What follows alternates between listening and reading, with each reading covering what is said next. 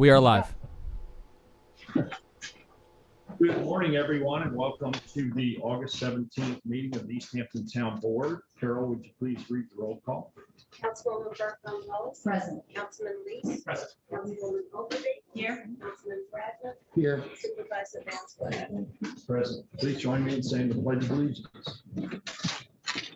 To the flag of the United States and to the republic for which it stands, one nation, under God, indivisible, with liberty and justice for all. I'd like to start by saying that the town has reinstituted a mask policy for all facilities indoors. If you don't have a mask, I see most of you are wearing them. If you don't have a mask, we can make one available to you. That is a requirement now. We'll start with a public portion where any member of the public may address the board on any topic. We do have a sign-up sheet. And if you haven't signed up, I'll take comments by show of hands. Deborah Fisher is first up. Deborah, please come to the podium. And if you just leave your mask on while you speak, we'd appreciate that. Can you hear me okay? If you could get closer to the mic, that would be helpful. Is this good? You can hear her. Okay, I can speak up good. Okay. Good. Good morning, everybody. Good morning. My name is Deborah Fisher, and I'm a resident in East Hampton. And I just wanted to talk a little bit about an experience I had and put perhaps an idea in your head, and maybe we can work together and I'd help to make some change. On Saturday, I went to Fresh Pond Beach with a friend and normally a family. And normally when you go to that beach, if people are visiting, they could either be in your car, and if you have residence parking, you can park there for the day. This particular family has a child who has cerebral palsy, 9-year-old boy. He has a special van, and what we had to do, because he can't walk on the sand, etc., is we had to take our cars, park all cars, then we set the boy up, then we got back to the car, then we got in his van, and I got in my car, drove back to my place, parked his car, got into my car, went back to the beach. We had our day. End of the day, same thing, okay? And I'm an occupational therapist. It was a lot. And I noticed that the boy was saying things like, I'm sorry, where are you going, Daddy? I feel bad. It's okay. And it's okay, it's okay. Also, we tried to make the walker work even from the car to where we wanted. But the child fell, face planted. Again, you know, it's okay. I always fall. I'm good. The kid is adorable. But as a therapist, practicing with children for 15 years, occupational therapists typically try to make change, make things better. And I was wondering if there's some way. I know that there's a wheelchair that can go on the beach, but that's really not what I'm saying, because this boy was feeling the weight. He's smart enough to know everybody's going out of their way because I can't walk. I have a special car and they can't park, etc. So I was wondering if I can work with the town and perhaps come up with some kind of a plan where people who come to visit and visit even for a day, that they could get a plaque or something that can be on their car that could say 2-hour parking even. That would have been perfect because it's enough for the family. And that they could park for that time and then everybody goes home. I have an organization called Disability, not disability.org. It's a 501c3. If you all said to me, we need to have somebody vet this, we just can't say yes, everybody will be calling. I get that. I would be able to personally say I would vet people, and it could be anybody. And we put it out there that people who have this situation, welcome to our town. We have a great town, and I know we can fix this. So that's my story. Thank you so much. Deborah, thanks for bringing it to our attention. I just want to say that our recreation department, we have made great efforts to make all of our public beaches accessible. And if a person would contact our recreation department and explain the situation, we can help accommodate people who are in that situation. So, and also a shout out to Joanne in your office.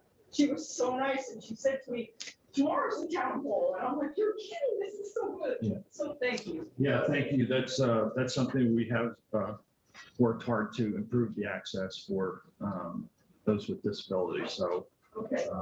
If you have a similar circumstance in the future, you can contact my office. Okay. supervisor's office or the recreation department explain it, and we'll do our best to accommodate people in that All right, situation. thank you, everybody. Can I also say, Deborah, we have a disabilities advisory board that I'm the liaison to. We're not meeting this month, but we'll be meeting again. It's the third Friday in August. Okay. So if it's something, if you'd like to come to we meet via Zoom. So if you could give your email address to the town clerk, Oh, great. I could reach out to you. That would be wonderful. Thank you. And Deborah, just want to add one more, is that this year is the first year the town board added ADA accessible beach mats to 2 of our locations, one being Atlantic Avenue and Ocean, the other one was at Fresh Pond.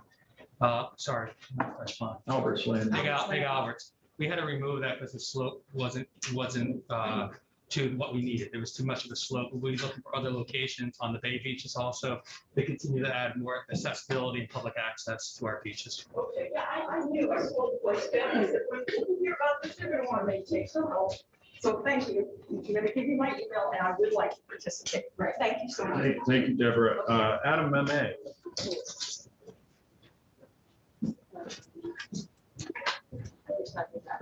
Okay, thank you. Morning, Adam. Good morning. You guys probably know what I'm here to speak about.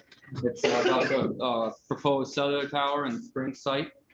I'd like to thank Mr. Lees for addressing my maintenance concerns last week. It's pretty evident that Mr. Schnell is an expert in his field, and I think he's an asset to the town. But one of the things he had said is that there's a federal ruling that the town must allow the cell carriers to go 20% over the height of the proposed towers. That's something he said. So that takes a 185-foot tower and moves it up to 222 feet. So I think this fall zone and this double fall zone map that we've been shown should be amended to reflect that 20% increase, because we should plan for the worst case scenario and not. So I think what Mr. Snell was referring to is the fact that if the private cell company was proposing a tower or location, that would apply. In the case where the town has a tower and the emergency service communications are at the top spot of the tower, I don't believe there's any impact from that federal law in that situation. Is that the case at Cedar Street? Is the town on the top? The Cedar Street Tower is 197 feet tall. It's 14 feet above 185. When you say Cedar Street, you mean Old Northwest by the Yes. fire substation? Yes. Yep. So it is taller than 185 feet, 14 feet taller.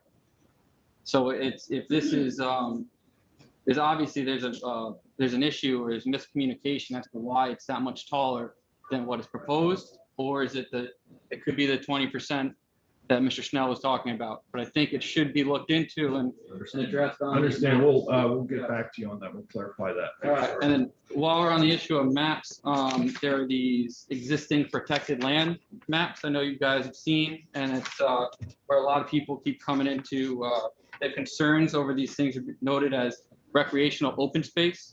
And I'm told they're labeled as such because that's what they are currently, and not what it doesn't necessarily mean that's what they can be used for. I feel as though there's probably a better way of addressing some of these lands. Maidstone Park falls under this, as does both Lionhead Beach and Clearwater Beach marinas. Both fall in this open and recreational space. The marinas are both privately owned. You can't just wander on there. So there's definitely there's some issues with just a blanket statement of calling these properties that don't fall under CPF or protected farmland just recreational open space. You know, like the solar array that's up on Ecobonic, that's recreational open space and still listed as such.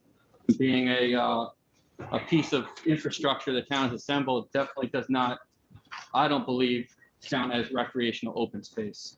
The third thing I'd like to talk about today is Chapter 232, our urban renewals. That's what this project falls in, an urban renewal map. And it is required to do a road improvement unit for any construction in the urban renewal maps. And as such, this 6.9 acres, I believe, would fall under that. So you'd have to either bond or start the construction before any other construction be done on your property, which is a town property. So I want to bring that to your attention. Okay, I don't know that that would apply in this case, but we certainly would defer to our town attorneys as to Yeah. whether or not payments would have to be made. Yeah, I know the UR maps say that the town can't spend money on the roads until it's adopted into the town highway department system. Right. But you are the landowner of the parcels. They have UR map parcel numbers, just as my lot did when I did construction on it. I mean, it says this applies to any and all property in the urban renewal area.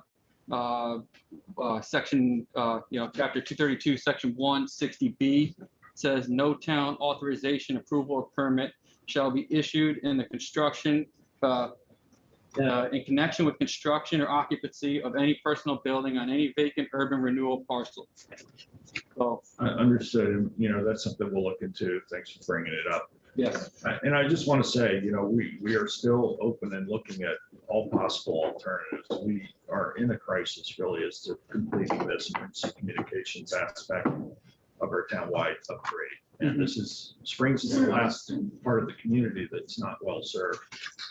It's underserved by those communications. So yes, I understand it's, but as a adjacent property owner, I feel as though I have to try to do anything and everything I can for the health and safety of my young family. And I understand that, appreciate that. Thanks for taking the time to make the comments. I just want to add a word, if I may, about the fall zone and the height of the tower, because I had a little back and forth discussion with Eddie Schnell on it, and if I understand it correctly, what he said to me in an email was that, the portion of the tower that extends up 185 feet, if it's deemed to be for emergency services, doesn't have to meet any fall zone requirement. And it seemed to me that it's kind of moving the game pieces around in a way that doesn't, affect the practical reality. In other words, if they put the cell receiving equipment lower down, that would establish the fall zone for a cell tower. So you could have this enormous tower, and they can say, oh well, you're not in the fall zone for the last 60 feet or whatever it is. I misunderstood what Eddie was saying. It's just please, Peter. I'll Please make my continue. statement, and if I've misunderstood it, that's what I understand. Just go We right can ahead. debate it. I just don't. If a tower is 185 feet, it's 185 feet. Yeah, That's my point. Yeah. Don't even try. excellent. Thank you. So just so people understand, a fall zone, when it's referred to the fall zone, it's the type of the tower falling. That's it. That's the fall zone. Emergency communications. That's the single fall zone. Exactly. That's the fall zone. A double fall zone would be for sighting purposes, as Jeff was, I think, alluding to, if it had cellular communications, our code doubles that. Emergency communications does have a fall zone, and it's the single height of the tower. Just for clarification. Yeah, Okay. My point is, if that tower is 185 feet, that's a concern to neighbors living around the tower. No, we That's not understand that, Jeff. I think that the neighbors made that extremely clear to us, and we appreciate you all coming to remind us. Yeah. Kevin McAllister, I'm sorry, please, can we have a little decorum here? I'm going to give every single person an opportunity to speak to us, but we're going to do this in a very civil manner, I hope. Kevin McAllister. Thank you, Supervisor. Good morning, Town Board. My name's Kevin McAllister. I'm founder of Defend H2O. I'd like to speak to you about coastal matters today. 2 points on transparency with process, as well as your selection of guidance. Going back a couple of years ago, as you embarked on the coastal assessment and resiliency plan, initially I had sought inclusion on the committee. And I can respect that, that didn't happen. But subsequent to that, it was important to me to basically be involved in the process, to be present, to hear discussions. And that's where I felt I was stonewalled. Multiple calls to multiple calls in some to staff. I even met with you, Peter, in your office. I'll say pleading to be included on the notification list. And that never happened. There were multiple meetings. I did attend one meeting where I bore witness to what I would feel are misrepresentations in the development of the erosion control district from Montauk, specifically from First Coastal, Mr. Aaron Tachunian. I had to correct 2 points, one in permitting, the other in funding. Subsequent to that, this town board engaged First Coastal at a sizable sum of money to help explore that district. Again, that process, I think, has been kept under wraps, at least as far as I'm concerned. And more concerning now, with the allocation of taxpayer dollars to a firm that is now showing up, has shown up in the last year, Cranberry Hole Road, as you may be aware, there are a number of applications for geotextile structures come in. Several have been installed. First Coastal is present to represent the interests of at least 2 property owners, in my opinion, trying to undermine well-founded town code. And I'm showing up to defend town code along with your planning staff. And I think that's quite egregious that on one hand, again, you're allocating taxpayer dollars to bring in, and granted, he's not on the clock per se, but nevertheless, it questions the selection of guidance. And again, you may think what you may of me, but I can assure you that I am honest and forthright when I come forward. And I think if I can leave you with 2 points, one is I think you need to embrace discourse in this process. So ultimately this board arrives at well-founded decisions going forward, whether it be sand placement, structures, coastal retreat. All these considerations have to be brought forward. Secondarily, the selection of guidance. And I will draw your attention, I'll provide it with Carol. I was made available a memorandum from First Coastal, Mr. Aaron Tachunian, when he was employed with the Department of State dating back to 1987, whereby, and I'll paraphrase, essentially acknowledging that geotextiles are hard structures and they cause destruction to the fronting beach as well as scour to adjacent properties. So again, I hope this board isn't about having political cover for a predetermined decision with coastal actions, but rather is open and again will embrace full discussion on this. So I'll leave this with Carol, and as always, I'm very grateful for the Kevin, I'd like time to make a couple of points. First and of your all, consideration. First of all, I hold you in high regard in your work on coastal issues for a number of years. I've worked directly with you. With regard to Cranberry Hole, you mentioned shore hardening structures there. We very recently had a work session devoted to discussion about the code that we have and ways to enforce it. Those currently those structures at that location are temporary in nature in terms of the permitting, and yet they've languished and remained. And so we have begun a process of reviewing the town code so that we can ensure that we have the ability to address those situations where that it's supposed to be an emergency permit to stabilize in the short term, and yet they are becoming de facto long-term erosion control structures. And we want to be able to address that in a way that the town's code has some teeth.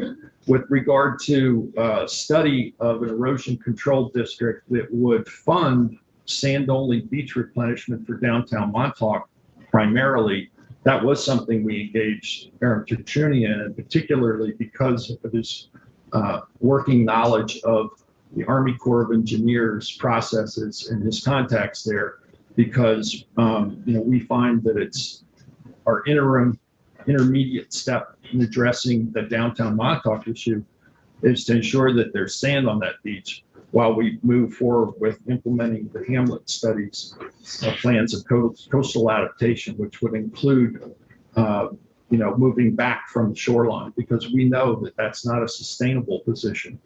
But it's going to take time to convince business owners and the general public that this isn't sustainable. And so we need to maintain the economy in downtown Montauk. We need to have some measure of protection, although we all know in any given year, a major hurricane could cause catastrophic damage there. We need to maintain that beach in the interim. So, I know what your position is on coastal hardening structures. I served on the zoning board from 1995 to 2000 at a time when we had a number of coastal storms. There were a huge number of applications, and on private property, I never voted for one. Okay, I'll be very brief, Peter. I'll reiterate inclusion and transparency in the process and some self-examination and recognition that your consultant is working at cross purposes to town code. So these structures that are temporary by virtue of town code, he's going to great lengths to ensure or to seek memorializing them as permanent structures. And this is a domino effect. This first one gets a foothold in, you're not stopping them. And then you will destroy public beaches and public access. I understand that, and I agree. Kevin, I just want to say a couple of things. If you'll go and look at the work session that we had last Tuesday, Brian Frank did present to us. Did you see that presentation? No, I learned a bit later, but I will try to view it. Thank you. Okay, because I think that's important. And one of the things that he pointed out to us was that when these geocubes that we're talking about off of Cranberry Hill Road get their permits from the DEC, they're longer than what is allowed in our code. So we've got dueling permits. And of course, these homeowners are going to say, I have a permit to stay much longer, I'm going to do that. So we have to work at making sure that our permits, and we have to work with the DEC to make sure their permits coincide with our permits and they will support us. At this moment, they're not doing that. Well, Sylvia, I recognize the conflict, and I will also say that the DEC, in their administration of their own code, has deviated.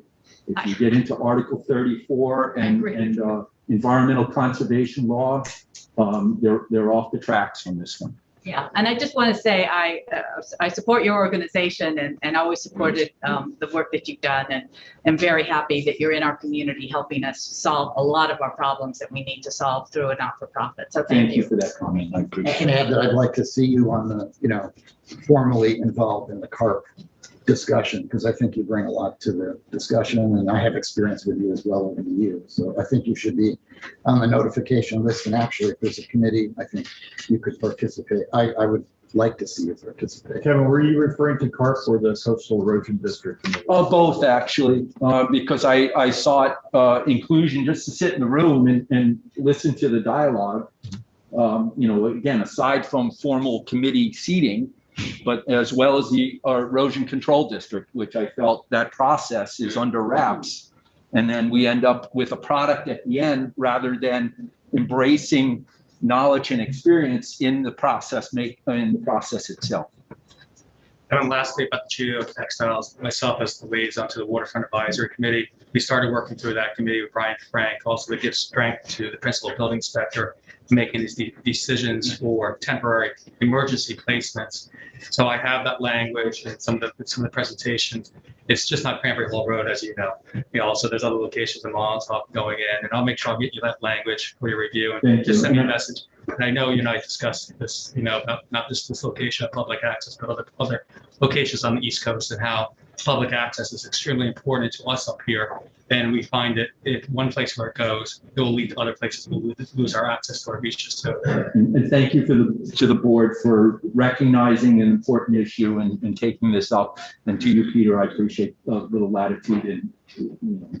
And to your point again, what hard structures do is they erase our beach. So even if we have public access, we need to have a beach for them to access. So hard structures do that damage, and appreciate you talking about it again. And hard structures are not the way to go if we're going to retain our beaches in any way. Very good. Thank you so much. Thank you, Kevin. Jason, do we have any callers on the line? Yes, we have one caller. I will unmute now. Thank you. Caller, you are on the air. Thank you. My name is Eric Previn, and I think Sylvia will recognize the last name because Ruth Previn is my mother, and Gary Bowen, and they're longtime residents on Hampton Lane in Amagansett. And we are, hi, how are you? Nice to be in touch. Nice to hear your voice. I'm glad you're. Sort of, okay, can you hear me? Yes. Yes, we can. Okay, cool. Thank you. So I'm calling actually with a bit of an update on Ruth and Gary, who are doing okay, but we rented out the house to a character from New York City over the summer, and through our regular agent, Tun Han, and the Corcoran group, Jennifer Hoops. So they all agreed as is to this lovely little house by the seashore, and unfortunately, immediately started a weird kind of, even though they'd signed off on an as-is component, started to withhold rent, which was like a kind of an extortion on Ruth and Gary, who are in their 80s now, and, you know, we're expecting them to follow the law on the contract, which we had signed by all the parties and everything. And so I know this sounds like, oh, headed for a civil disagreement. There's nothing we can do about it. But I did want to let the city council folks know, or the supervisors, that this kind of activity is, as you've read in various other articles, abhorrent. And we have to do something to protect the residents from this kind of, I know everybody talks about the Housing and Tenancy Act of 2019 and how it has really put folks who, I guess they call a small beach house a luxury residence. It is for sure something special. But this conduct where they were sort of helpless, because even if you hire a lawyer, I think we all know in the universe today, in America today, there are people far more in need than folks squatting and refusing to pay during a fancy summer in the Long Island. So I just wanted to make it clear that we're really upset with this. We don't know. Tun, who is a respected member of the community, has never seen anything like it. You know, we've contacted the folks at Corcoran who signed off on the property. So Jennifer Hoops is really down on my list at the moment because she has just washed her hands and handed it off to an unscrupulous attorney from the city who just thinks they can say what they're thinking. The Supreme Court recently had a decision and they reminded the world, you cannot be your own judge. You can't determine something about your case and then break the contract. So there are remedies for these folks if they feel that they didn't get what they were asking for. But I just wanted to bring it to your attention and say how if there's any resources, I know everybody says it's just a civil matter, but if there's anything we can do to bring justice to Ruth and Gary. We can look into it, but I would say right off the top of my head, I think it is a civil matter, but if there's some way we can be of assistance, we'll get back to you. I very much appreciate it. And, you know, the folks are called Alita Spitaleri and Vito Spitaleri, and I have no idea why they're doing this to my parents. So thank you for your time, and stay well, everyone. Thank you for calling. Thanks, Eric. Do we have anyone else on the lines there? No, we do not. Okay, we'll go back to the list here. I have Lisa Steiner. Good morning, Lisa. Good morning. Thank you for the opportunity to speak. I bought my house in Springs near the proposed site for the cellular tower 11 years ago, and I've now been living full-time for 16 months. I use those woodlands on a daily basis. I am walking through there twice a day when the Pixar is active, and let my dog have a nice free space to run in. I enjoy it immensely. And it's clear to me when I walk through those woodlands that entire site is used by my community. There are all kinds of signs of children playing where there are ramps, and I've seen kids on dirt bikes. I've seen kids collecting trees and branches and building forts. There's no doubt that this is a recreational space that's used by myself and my entire community. This is not a site for a 185-foot tower. Absolutely. And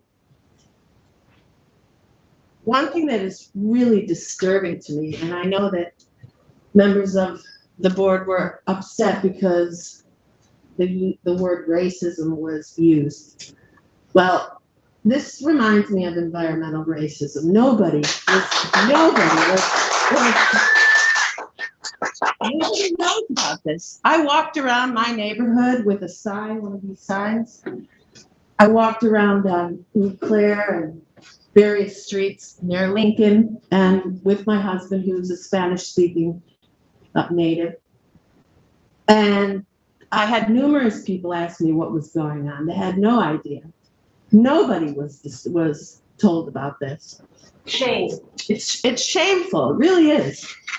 My neighborhood is the working class neighborhood of this area.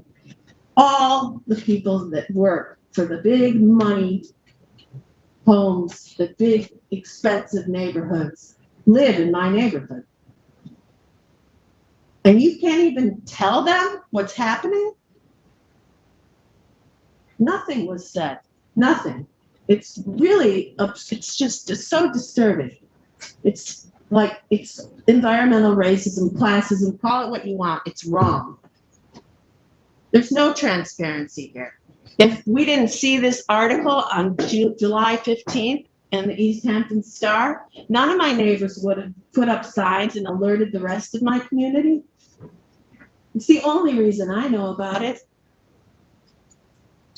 Is there an article in the Spanish-speaking publication? No. Nobody knows. It's really wrong.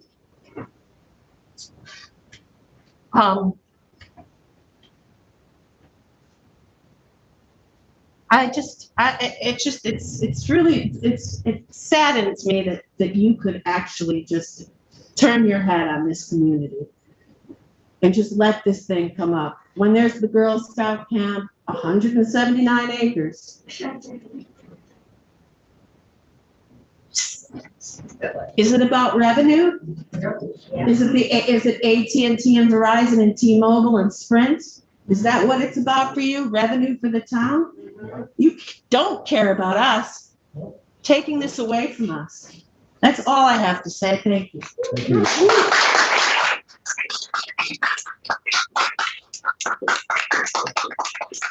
I'm very sorry that you think we don't care about you, and I don't know how we could unveil even a discussion about any proposed site without somebody saying, when were you going to tell us? Well, we're going to tell you. We started that process of telling the public. It's been in the press. We've had numerous meetings. We're inviting people in to discuss this with us every single week. And wait, I'm sorry. If you want to speak, please come back to the podium. But, you know, we've seen this happen time and time again. No, I'm sorry. Please don't interrupt me. I will give you a chance to speak.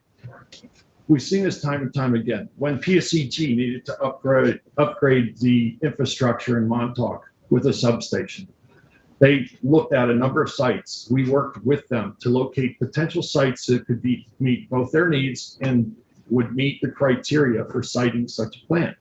We came up with 13 different locations. Out of those 13 locations, one of the ones that rose to the top of the list because of the various constraints on other properties was a piece of property on Flamingo Road.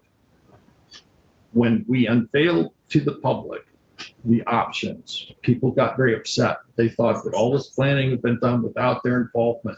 There's no point in involving the public in a discussion about properties that would never even be potentially available. So once we came up with the list, we unveiled that to the public. And we had public sessions where we looked at the various locations. And ultimately, with public engagement, we found the best site. That's the process we're entering into now. Nobody here has made a decision, okay? You call it the best site? I'm just saying it's a potential site. I didn't say it's the best site. You just said that. I did not. I said with the Montauk site, they found the best site. Okay, well. Okay, working with the community, we found the best site. So we're engaged in a process here You're here, you're telling us what you think. We are listening to you, by the way. And, you know, we can do this in a civil manner. That's the best way to have these discussions. We don't need to be called racists. We don't have to have angry dialogue. Let's have a rational discussion. You know, we heard from Mr. May. He brought up several points that are important points. We're going to look at those points. They all go on the score sheet, if you will. We are engaging with the Girl Scouts, you know, but where we ran into problems there is we were dealing with the tower company that had the lease. And at this point, because of the restrictions in that lease, they couldn't give us a tower height that we needed. We're going back to the Girl Scouts directly, and we're looking at our legal options there. That's an opportunity for us to pursue further, and we're going to do that. We're doing that now. But I don't know what the ultimate result will be. What I do know is we heard directly from our chief of police, our code enforcement, our building inspector, our fire marshal, to emphasize how important it is to complete this emergency communications. And Springs is underserved. Springs is an underserved community in many ways. Emergency communications, personal cellular communications, you're underserved. And so how do we get to a point where you get the services that you need and should have, and do so in a way that has the least negative impact on the community? It's the most densely populated hamlet in the town. It's going to be very difficult to site a cell tower to provide those communications anywhere in the hamlet that's not going to affect somebody negatively. But we're going to continue this process with you, with the community, to work through it and try and find the best location. So I just want you all to understand that. We are listening. I just want to add a comment, and that is that I think I welcome the public coming in, and I welcome your signs and your energy, because that's how we make better decisions. I did not like the way this decision was rushing out of the station like it was a done deal, and I'm referring to, you know, emails and memoranda that were sent around that absolutely contained, you know, conclusions that there were no environmental impacts, and this was a done deal, and that was before anybody came in and said anything. I spoke. Jeff, have we voted on the Excuse me. secret? Excuse me, Peter. I've spoken in public that one of them was Kathy's email, where she went through a long, you know, explanation of why this was subject to a negative declaration, meaning no environmental impacts for either portion of the towers. But that's yesterday's news. Today you've mobilized, and yes, we're listening to you. And I'm just going to say what I've said a million times before. We make better decisions when we listen to the public and take our time. We need a deliberative process, not an emergency. We're going to plunk a tower down.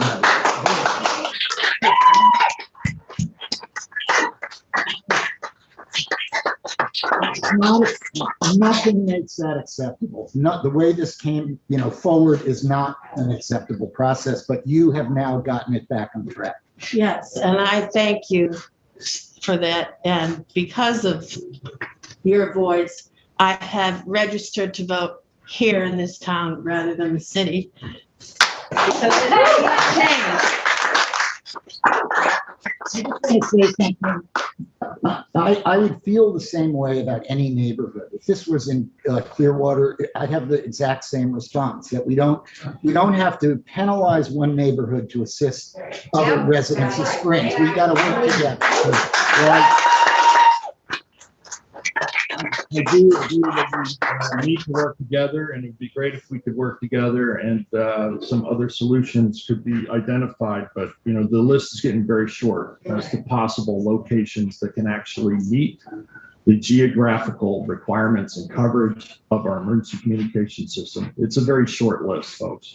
I just want you to all be aware of that. Next up, we have Michaela Gomez. Good morning, Michaela. Thank you. Letting me speak. I'm also speaking about the tower. I'm a 20-year resident of Lincoln Avenue, so I've been in this community for a very long time. And you know, it just seems like the most just wildly inappropriate place to put up the tallest tower and the thing. And I realized what you're saying. First of all, I was here last week. I've been here every week trying to sway your opinion, but I didn't think that any of the police or the fire, they didn't really present convincing arguments about the emergency necessity of the tallest tower in the neighborhood.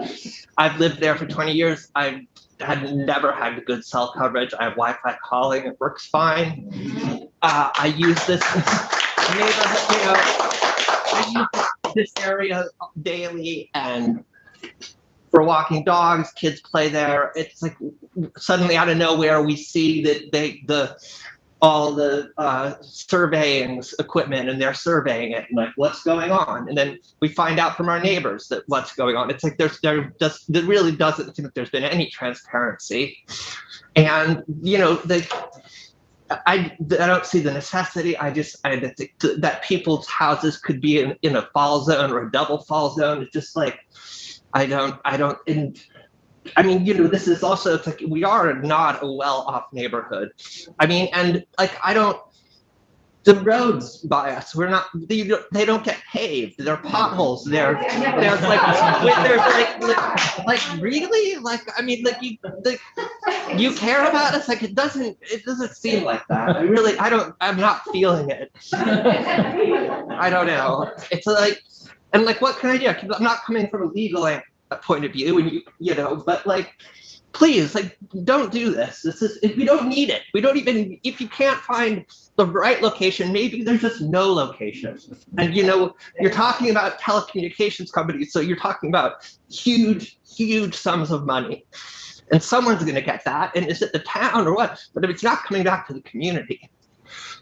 So I don't know. It sits so poorly with me.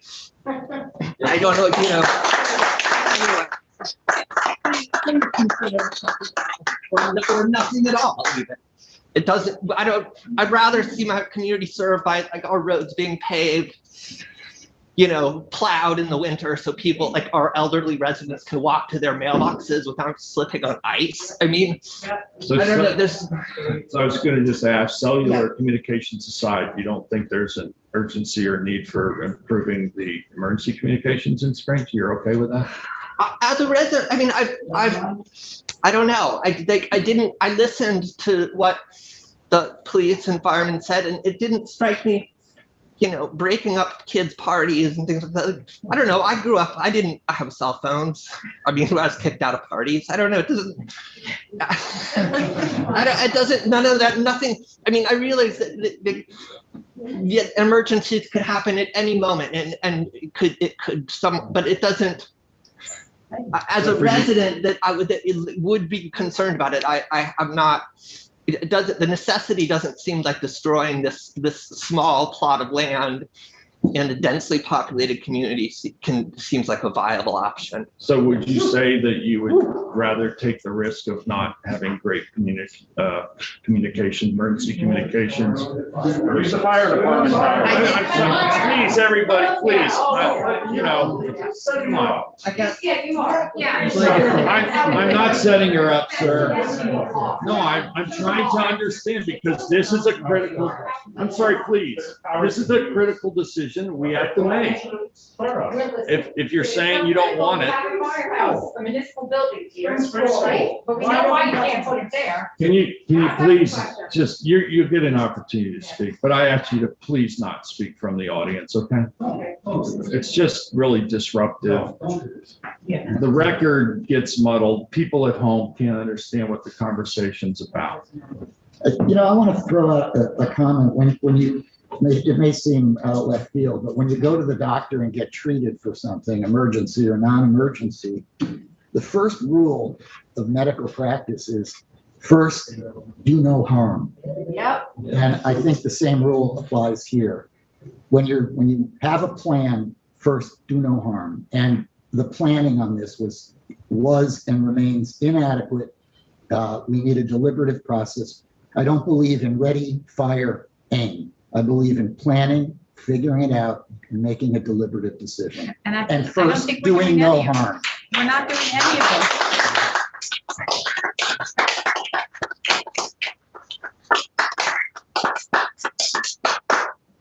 it's a residential neighborhood by the fire department as well. We've heard from a number of those residents. I think there's 12 in the proposed fall zone, within the fall zone.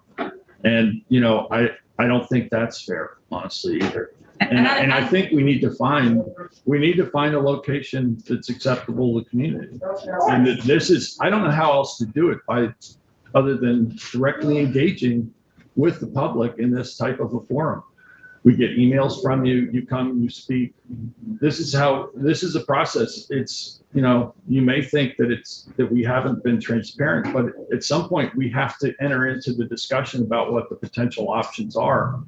And at that point, people say, why didn't you tell us? Well, this is our opportunity. This is when we're telling you that this is a site that we've identified that meets a number of the criteria. Whether or not it's acceptable to the community is where we are right now. We're working through that. It's pretty clear that those in this room don't want it. It's pretty clear. And, we need to know why, and we need to know it's part of the discussion. It can't be based on emotions. It has to be based on more than just emotion, because we have to balance the needs of the greater community with the impacts of any location.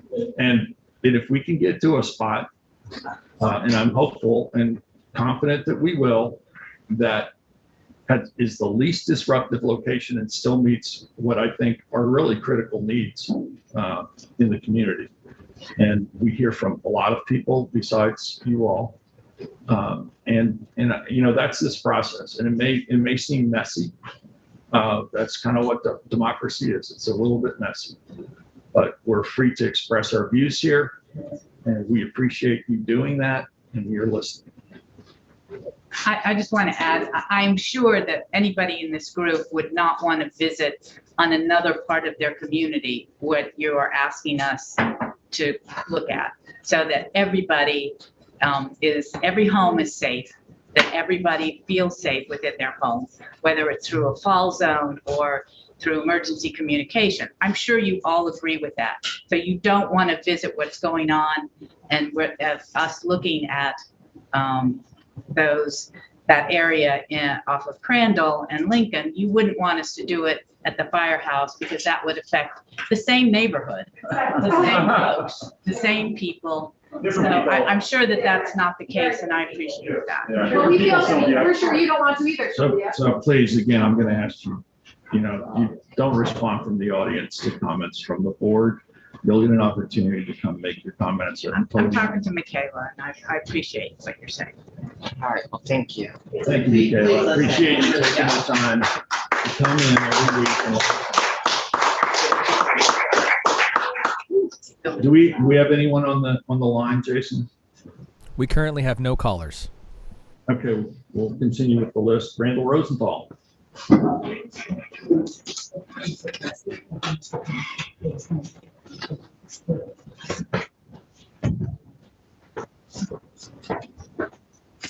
Hello, thanks for giving me the opportunity to speak. I was glad to hear you use the word critical instead of emergency. I mean, obviously, if it was an emergency, you would have turned the existing tower on 5 years ago. Right. Here's my perspective.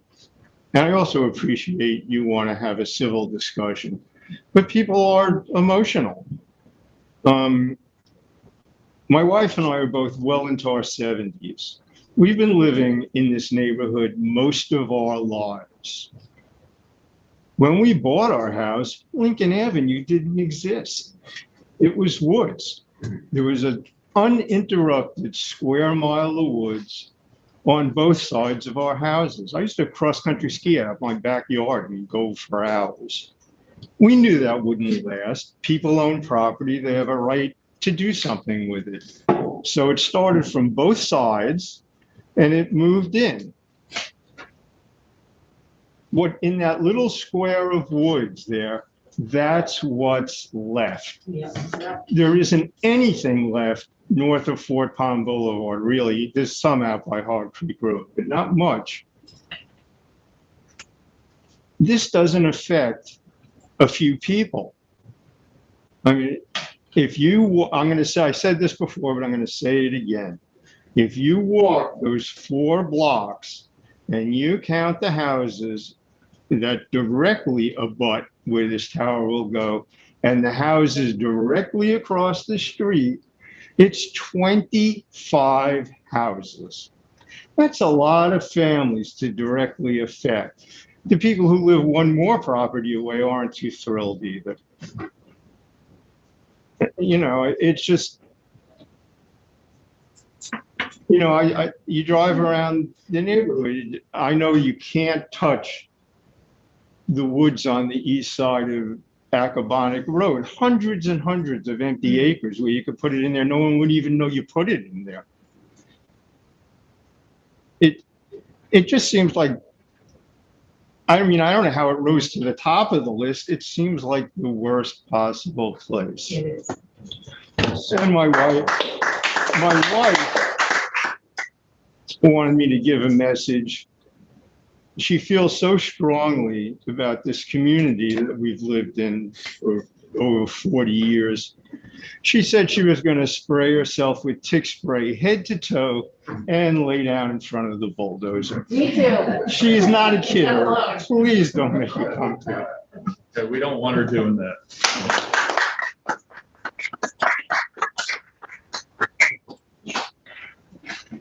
Jackie Esposito. You all know why I'm here. Yeah, good afternoon, Jackie. So I'm here, I'm glad we talked a little bit about other alternatives on the short list. Because I'd like to talk about why we're rushing through a temporary tower on the Crandall Norfolk Woodlands when there is a process still underway in the planning board with respect to the fire district's request for a new tower. We spent some time comparing the environmental assessment form, or EAF, completed by Eric Shamps, who works for the planning department, that he completed for the fire district, as compared to the EAF that he completed for the Crandall Norfolk Woodlands. What we uncovered leaves absolutely no doubt that the EAF for the Crandall site contains gross misrepresentation of facts. On May 18th, 2020, Eric Shamps prepared an EAF in response to the fire district's request for a new tower. This is after the litigation, has nothing to do with the litigation. New tower, you all know this. In it, Shamps proposed a negative declaration, or a neg-dec, or new term I've learned, meaning no or a small environmental impact would occur with respect to a new tower at the Springs Fire Department, not the old one, a new tower. That was May 18th, 2020. On June 3rd, 2020, less than a month later, the attorney for David Kelly, who is a resident who lives on Talmadge Farm Lane, and this is the view from Talmadge Farm Lane.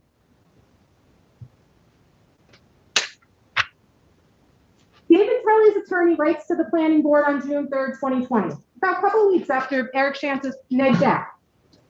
He opposes the Spring Fire District's request for a new tower. He provides his own EAF, in which he, quote, encourages the planning board to adopt for its use. And wouldn't you know it, the planning board, a little over a month later, did just that. On July 23rd, same Eric Shamps completes a new EAF for the Springs Fire District request. Planning board adopts it. This time, Shamps finds a positive declaration for the firehouse, finding it would have significant adverse impacts on the environment. What changed between May 2020 and when Eric Shamps said there would be no environmental impact at the firehouse, and July 2020, just a couple months later, when he said there would be? Nothing. Fast forward to spring 2021. Town identifies Crandall Norfolk Woodlands in my neighborhood as a potential site. Same Eric Shamps prepares an EAF for the Crandall Norfolk Woodlands, proposing, you guessed it, a negative declaration. Claims a temporary tower, would have no significant adverse impact on the environment. Shamps admits in the EAF he prepared for the Crandall Norfolk Woodlands that a tower, quote, immediately abuts or is substantially contiguous to 15 to 20 nearby residential properties. The adjacency of residential properties, according to Eric Shamps, has been taken into account, and potential adverse impacts have been carefully considered. Is that right, Eric? Now, according to Peter Van Scoyek's website, the Crandall Norfolk Woodlands site, quote, zone setbacks, despite the fact that at least 9 residential properties are within the double fall zone. Compare this to the fire district's request. According to Van Scoyac on his website, ready? A cell tower at the Springs Fire District would, quote, require a double fall zone. Van Scoyac says the fire district tower would need variances, quote, due to proximity of tower to residential properties within the double fall zone. Excuse me, could I just ask you, you said my website, what? Yeah, you have a timeline on your website. I have it here if you'd Yeah, like it. I printed it out. What website? What's the address of that website? I would say, I assume it's easthampton.gov, but I have So it the here. town's website, not Peter Van Scoy's website. Yeah, not your campaign website, Peter, no. Okay, well, I want to clarify that because I don't think that's put anything. Sure, it's Town of East Hampton, 159 Pantherville Road, So- East Hampton. Peter Van Scoyac, supervisor, has your phone number and email on That's the top of that it. looks like a press release. Okay, well, it's a timeline. Are you disputing that that's not what's in this No, I document? don't know. I'm just trying to understand what you're referring to. That's Okay, all. so it's the timeline that has your name on it on the town's website. It's currently there. Our attorney will be happy to share it Let's with just you. clarify for the record, it's the town's website. Yeah, not it's Peter the town's Van website. Scoy's. Yes, it's not your The personal town has website. put this Yes, out. Okay, correct. thank you. I'll take that time back if you don't mind. Issue. So there's more. Chance claims in the EAF for the Crandall Norfolk Woodlands that the tower at the fire station would be visible from the Springs Historic District, which includes the Paula Krasner House. This is in the July 7th, 2021 EAF for the Crandall Woodlands site where I live. Peter Van Scoyac says on the town's website, the So fire I'm sorry, district. I'm just going to interrupt you again because you keep referring to Peter Van Scoyc says. Is that Peter Van Scoyc in quotations or is that the town? It's literally. Because at the I don't time- think it's fair to attribute, it sounds like you're attributing quotes to me and statements to me that aren't Peter, necessarily. would you like for me to approach and give to you the document I that I'm would like to referring see- to? understand what you're referring to. Would you like me to give this document? May I I'd like to approach? see it. Okay, great. Here you are. Appreciate that. I'd like to see too. Thank you, Jackie. You're welcome.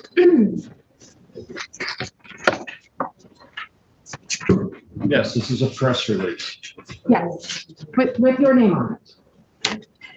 On it, it It's says, issued out of the supervisor's office, yes. right, on it, and you can actually answer if you'd like. Does that document say that a tower at the fire district, quote, would be visible from Springs Historic District? I'm sorry, I had a little trouble hearing you. I know it's tough with the mask. Right. Although I thank you for the mask mandate, it's critically important. Does that document that I just handed to you, does it say that a cell tower or a tower, forgive me, I can't remember exactly whether it's a cell tower or not, quote, would be visible from Springs Historic District? It does. It's a multiple page It document. does, But yet, what's interesting about this is the EAF for the Crandall Norfolk Woodlands that Eric Chance created July 7th, 2021, and the document that says timeline and Peter Van Scoyac's name on it says that the tower would be visible from the Springs Historic District. What's interesting though is when you look at the EAF that Eric Chance prepared in 2020 for the firehouse, the fire district, it states no visualizations illustrating whether a new tower at the Springs Fire District would be visible from Pollock Krasner House or Ashuwa Hall. None were provided. In the same document, Chance states visual renderings from the Pollock Krasner House grounds have not been provided, and accurate information detailing the visibility of the proposed 180-foot tall monopole will be needed. To date, there has been no information supplied from a historic preservation consultant or other such qualified professional. Again, the source of that statement is the July 23rd, 2020 EAF, the positive deck, the second EAF, completed by Eric Chance. And in case you're wondering, this is actually the current visualization from the Springs Historic District. So, that's with the existing tower. So that's from Pollock Krasner House. That's not the only area. This is Pollock Krasner House, and this is the view from this is Ashuwa Hall, right? It's a Presbyterian church across the street. Yeah, and then this is Pollock Krasner House grounds. Just so we're clear, I'm not sure we are clear. You're saying that this tower would not be visible. What I'm from telling you is that historic district, or it would be? what we have heard repeatedly is that a tower at the firehouse would be visible for the Springs Historic District, comma, including the Polly Krasner house. What I'm telling you is, in the EAF that Eric Shantz created for the firehouse, it says that absolutely no visualizations were provided showing whether or not the tower would be visible from the Polly Krasner house or Ashua Hall. Here are some visualizations, and I can tell you in no uncertain terms, it's not currently visible at all. And I'm wondering, why is it that we have been told repeatedly, including in the EAF for the Crandall Woods, that you can see it, that you would be able to see the firehouse tower from the historic district as a reason why it can't go there. I don't understand why, but I'll move on because I think I've made my point. Yeah, and I'll just ask you to try to keep your comments to 3 minutes. I think. Well, I've been interrupted, Peter, so I'd like to get my time back. I'm just asking that you it was sent out. Go on email to Jeff. It has it. I'd like to see the hard copy. It's right there. Yeah, you have the hard copy, and I'm happy. Our attorney will be happy to share it with you. I'll close. I have really nothing else to say. I just would like to know, why is there a double standard for the Crandall Norfolk Woodlands compared to the fire district application for an emergency tower? I don't understand why there's such. Jackie, I'm just going to say, with regard to the secret determination, one has not been made for Crandall Street. Okay? I understand that, and now that you know, that's in draft form, yes. And we haven't accepted it. I don't even think the board's sent all the comments in yet about it.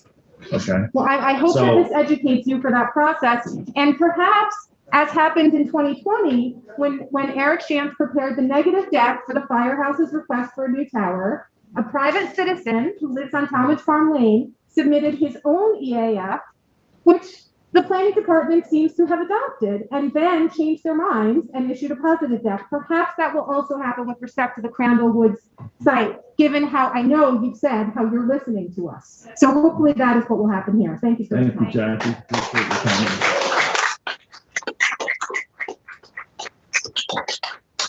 Jason, do we have any callers on the line? Yes, we do. I will unmute now. Thank you. Hello, caller ending in 7623. You are on the air, sir. Thank you. Good afternoon, the Board of East Hampton. Martin True from Springs, Rincon, and Berlin. I would just like to address some things if it's okay with you. How are you guys today? Doing well, Martin. Thank you. How's the weather in Puerto Rico? Oh, it's awesome. It's awesome. It's hot and cloudy. So another hot summer. But I wanted to address the ongoing problems in my hometown neighborhood where Rita Cantina, Hampton Clam Bake, and also Food and Company are aggressively abusing the law and our neighborhood. So I'm not sure what impact you guys have had since the last I brought it to your attention, but apparently it's ongoing. And I just wanted to make your board aware of the facts that I presented to Ann Glennon as our building inspector, because apparently everyone's been waiting on her to make a determination. So after speaking with her yesterday, she agrees with me that the 2 additional businesses there are illegal in their use. They do not support the Rita Cantina business that runs the restaurant. And I also made Ms. Glennon aware that the 2 properties there, number 10 and number 28, are individual, single and separate parcels. And the ongoing use of the outdoor dining area and the parking of these commercial trailers that support these other 2 businesses that have no lawful authority in this moment to be there. I'd like to read something into the record for you guys. So it's about the site plan review, 25-6-20. Review authorized, approval, and required. Authorization. The planning board is hereby authorized to review and approve site plans, which Maidstone Acres is undergoing right now, for the activities and land uses listed herein. No person shall undertake or carry out any such activity to use including any grading, clearing, or tree removal associated therewith. So I'll let you know that this Rita Cantina has destroyed the town easement to make a public, a private access to their new parking area on the vacant lot known as number 10. So that goes adverse to the law that I'm quoting you right now. And it says, without first having obtained site plan approval, therefore, pursuant to the provisions of this article. And then it states, no building permit required for any such activity or use, including clearing, regrading, or land, or the erection, construction, alteration, demolition, or moving of any structures shall be issued until the required site plan approval shall have been granted. Blah, blah, blah. I could bore you with the rest of it, but the reality of it is right now, Rita Cantina, Hampton Clambake Food and Company are abusing our quality of life, the character of neighborhood, and the due process of law. So the gross negligence of Kevin Cooper in the code enforcement department that first dismissed my mother's complaint as unfounded in December 2020 has now repercussions of facts that tell us otherwise, where this single and separate lot is being used as a dining facility and also a parking lot for the other two businesses that don't deserve to be there. Because after discussing at length with Miss Glennon, if Rita Cantina had a catering business, it would almost be allowed. But two separate other businesses destroying the character of our park and our recreational neighborhood is unacceptable at this point. And I'm going to go Bill Wilkinson on you. I'm going to ask you guys a direct question, and I would like an answer. What are you lawfully intending to do to end what's going on right now? Do you intend to seek a Supreme Court injunction to end what's going on in breaking the law? Because apparently our local justice, Rana, doesn't have that authority. So I would like to know if this town board is going to stand with the law and help us find an injunction from the Supreme Court for these greedy restaurateurs and caterers who are violating the law in this moment. So could you please tell me that? Martin, we will continue to review this property and monitor it. I know you're aware of the fact that the property has been cited for a number of violations. And, I'm going to defer to our town attorney to help guide us through the best course of action in order to gain compliance with our town rules and regulations. And I appreciate your time today calling in. It's good to hear from you. It's been a while. Oh, no, I'm not done, sir. So don't cut me off. I was realizing I was listening to that other lady. I'm going to ask you. I'm going to make another statement.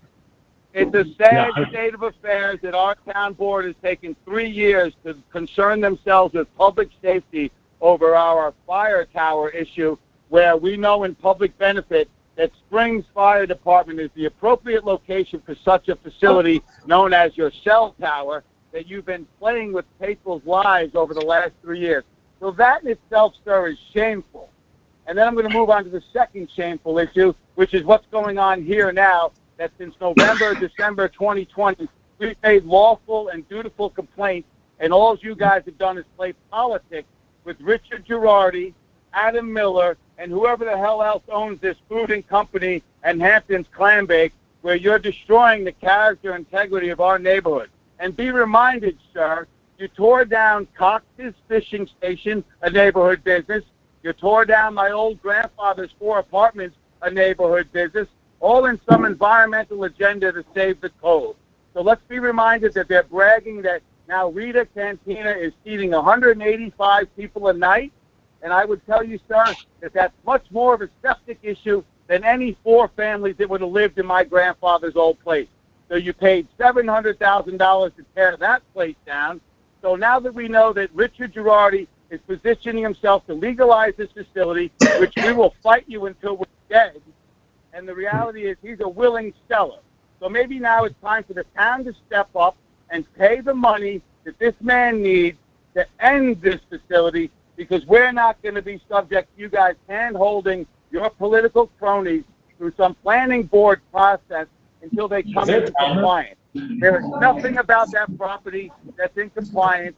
It's in pre-existing non-conforming status since the 50s, prior to zoning, which between the lines means you're big enough, you don't get to expand, and it's never going to happen. And be reminded, the parking at we that understand your point. Thank you for relies on calling. the right-of-way of the Prepare public yourself, road of be well. Maidstone Park I'm Road. sure we'll hear from you soon. Jason, can we go to the next caller if you have one, please? Yes, we will. Next. Thank you, Martin. And Take next care. caller. Caller ending in 1246. You are on the air.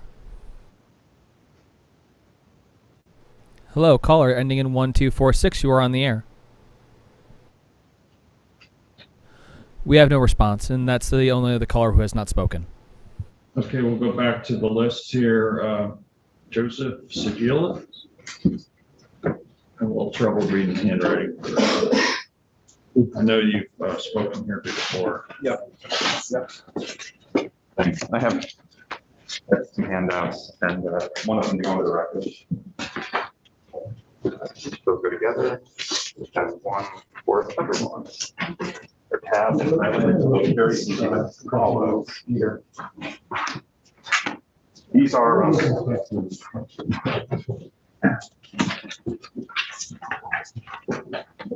so what you all have is both the EAF for the fire department tower, the one that was adopted, and the draft that was proposed by Eric Shams. So my name is Joe Segilia. It's a soft G, and it's spelled Segilia. And we've heard a little bit about the double standards between these two EAFs, and so we're going to continue on that theme. As I said, they're both prepared by Eric Shams. The first one is for the fire district tower that was adopted by the planning board, and then the second one is the proposed EAF for the Crandall Norfolk Park that you're considering now. Because the town is required to be consistent in its application of the law and has already adopted a positive declaration for the fire district tower, the only logical conclusion can be that you have to issue a positive declaration for the Crandall Norfolk Park location. And by the way, this applies equally to both the cow and the tower. And I'll walk you through a little bit, just the most obvious defects, and hopefully you can follow along. So starting on page 6, in the fire district EAF, Mr. Shams says that a tower would have an impact on aesthetic resources because it would be visible, could be visible from a scenic area of statewide significance, Accabonac Harbor. Yet the Crandall Norfolk Park EAF says that a tower would have no impact, despite the fact that he conceded at the July 20th work session that it would also likely be visible from 3 Mile Harbor, which, as many of you know, is also a scenic area of statewide significance, just like Accabonac Harbor. Second, in the fire district EAF, Mr. Shams said that a tower could have an impact on aesthetic resources because it's visible from an area used for travel to and from work or recreation or tourism. This is still on page 6. Yet he does not reach the same conclusion for the Crandall Norfolk Park EAF. Both locations are less than a mile apart and just off of Fort Pond Boulevard, a road that is used for both work travel and recreation, as everyone who lives in the neighborhood knows. One reason he cites for the pause deck for the fire department is that the 2016 New York State DOT's annual average daily traffic count on Fort Pond Boulevard was 2,502 trips. How can those 2,502 cars count in one EAF, but not the other, when both sites are less than a mile apart and on the same street? Next, on page 9, and I think this is the most outrageous example. In the fire district EAF, Mr. Shams notes, quote, in the other category, quote, the proposed action may impact the health and safety of adjacent residents, meaning adjacent to the fire department. He bases this conclusion partly on the double fall zone setback requirements in the town code, which he says are, quote, intended to protect adjacent residential properties from potential health and safety hazards. And he notes, quote, the potential for ice, equipment, or debris to fall from the tower. And as we all know, that has actually happened at the Toweret Recycling Center. This is a real possibility, not hypothetical. In the Crandall Norfolk Park EAF, he makes no such determination. How can he not make the same determination when the town's own map shows that there are at least 9 residences in the double fall zone? I have the map. I showed you it all last week. It's on the town website. You probably have all seen this also. These are many of the families who live in the fall zone. Do these families' safety not count as much as the people who live on Talmadge Farm Lane? It's outrageous.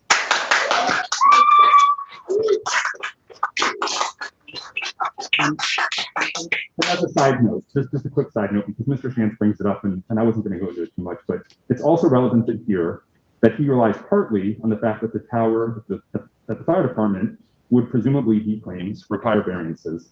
It is not clear that the location of the Crandall Norfolk Park would not require variances. We can get into that later if you'd like, but it is absolutely not true that it has definitively been determined that variances are not required for that location. Next, in the EAF fire district, in the EAF of the fire district, Mr. Shantz says the proposed action is inconsistent with the architectural character because, quote, there are no significantly tall structures within springs. And, quote, a 180-foot radio tower is inherently discordant with the existing architectural scale and character. However, this is on page 10 now. As you'll see, he does not reach the same conclusion in the draft EAF for the Norfolk Crandall Park. Again, the two locations are just down the street from each other. If a 180-foot tall radio tower is discordant with the architectural character of one location, it is obviously discordant with the architectural character of the other location. Neither of them have tall structures. In conclusion, one has to wonder why the two locations are being treated so differently. As you can see, the draft EAF you're considering is sloppy, incomplete, inaccurate, and disingenuous at best. It would be laughable if it wasn't so heartbreaking for the many families whose lives you're upending. To comply with your obligations to apply the law consistently, you must issue a pause deck for the Crandall Norfolk Park location. Thank you.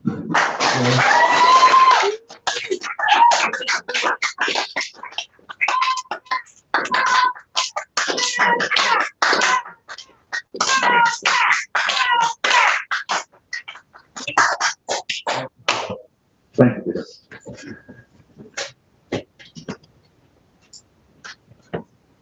Again, I'll reiterate that the EAF on Crandall, Norfolk, Lincoln, that piece of property has been reviewed. It's in draft form. The town board has not adopted a secret declaration on that site. The firehouse, I understand the planning board did adopt a declaration. Kelly Dunn. Peter, may I see the press release, please, that was handed up? Yeah, sure. I'll hand it to you, Jeff, but Thank you. you're copied along with every other town board. Well, I'd like to see the hard copy if that's not okay. It's on, you can get it on your phone. I'm having Just go to- trouble. I'd rather read the hard copy. It's Just go to right the there. website. It's right there. You know how to navigate the website. Yes, I do. Thank you. Kelly Dunn not here. I got it. Condescending. Margaret Garcetti. Thank you, Peter. I'd like to see the hard copy. I will give It was to you, Jeff. handed up. What are you hiding? I'm not hiding anything. It's a public document. You had it. It's on the Let me website. see it. Thank you very much. He's a member of the board.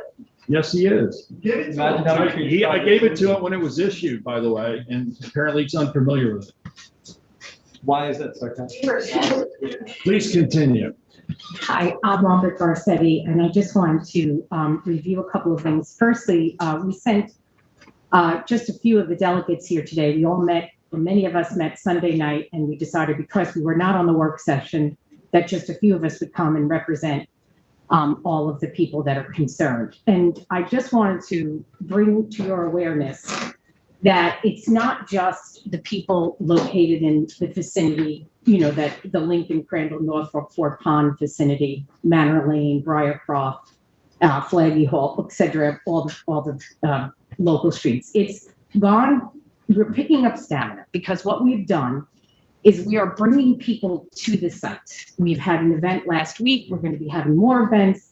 And because when people hear we need a cell tower, oh, there's a spot on Lincoln, Norfolk, Crandall, just put it down. We need a, once they come and see the unmitigated absurdity of where you are proposing to put this and how it is literally on the front lawn of Jerry Hodges' house. He will literally walk out and it will be where that, not. I don't think it's literally on his front lawn. Okay, but you see, that again, Let's you just speak, be and so fair. so that also is another point that I want to make. When you are sarcastic, it's contempt.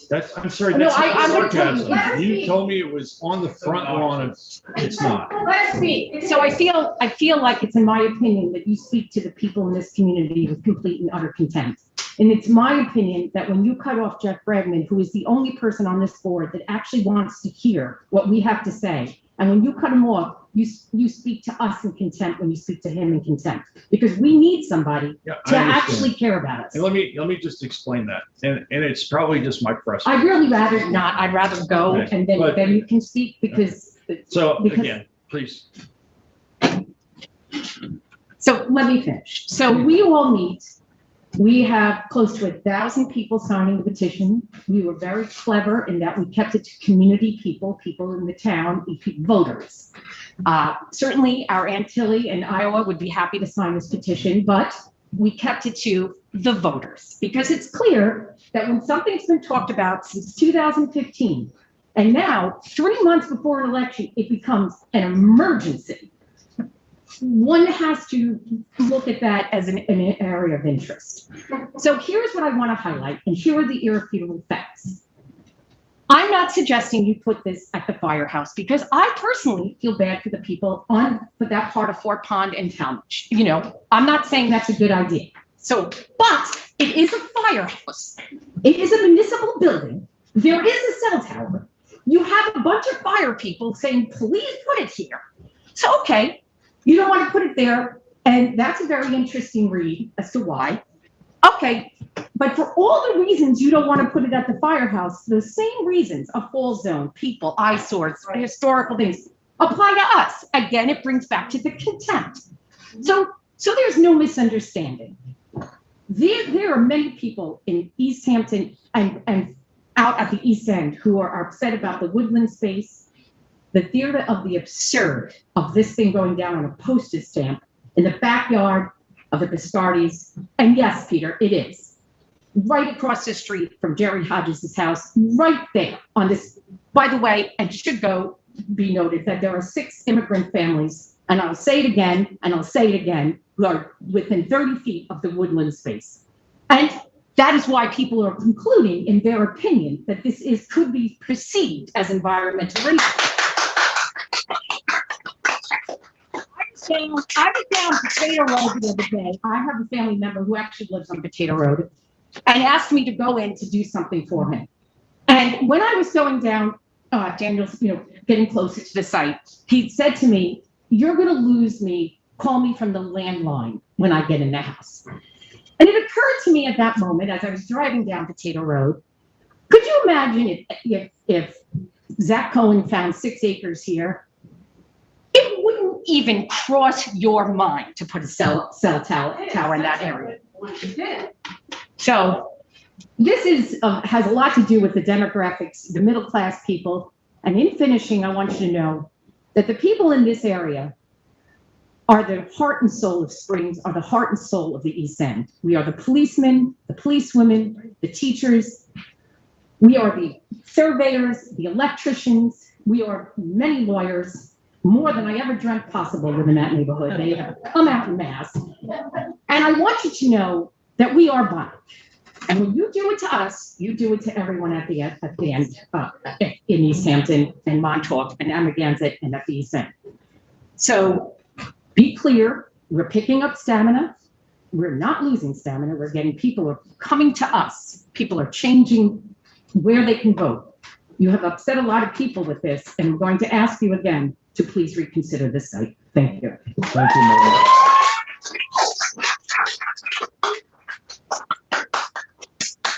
Mayor. I just want to reiterate. Artists, of course, artists.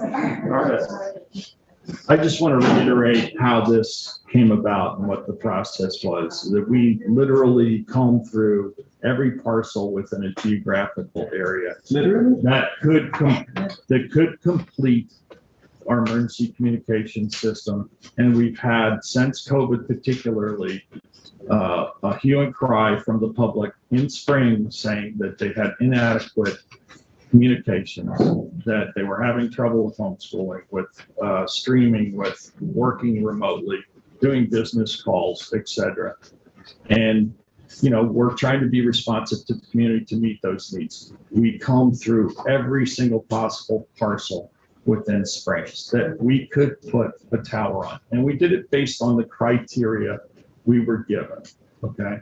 That is to try to put it somewhere where it actually meets most, if not all, the setbacks, where it would meet the coverage areas. And it's a very short list, as I said.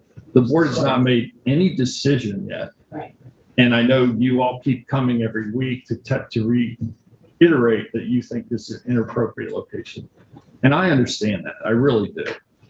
And, you know, as I said earlier, I'm sorry, yes, I absolutely have. In fact, my kids have played there, okay? Sounds like a I'm park. well aware of that. Sounds like a park.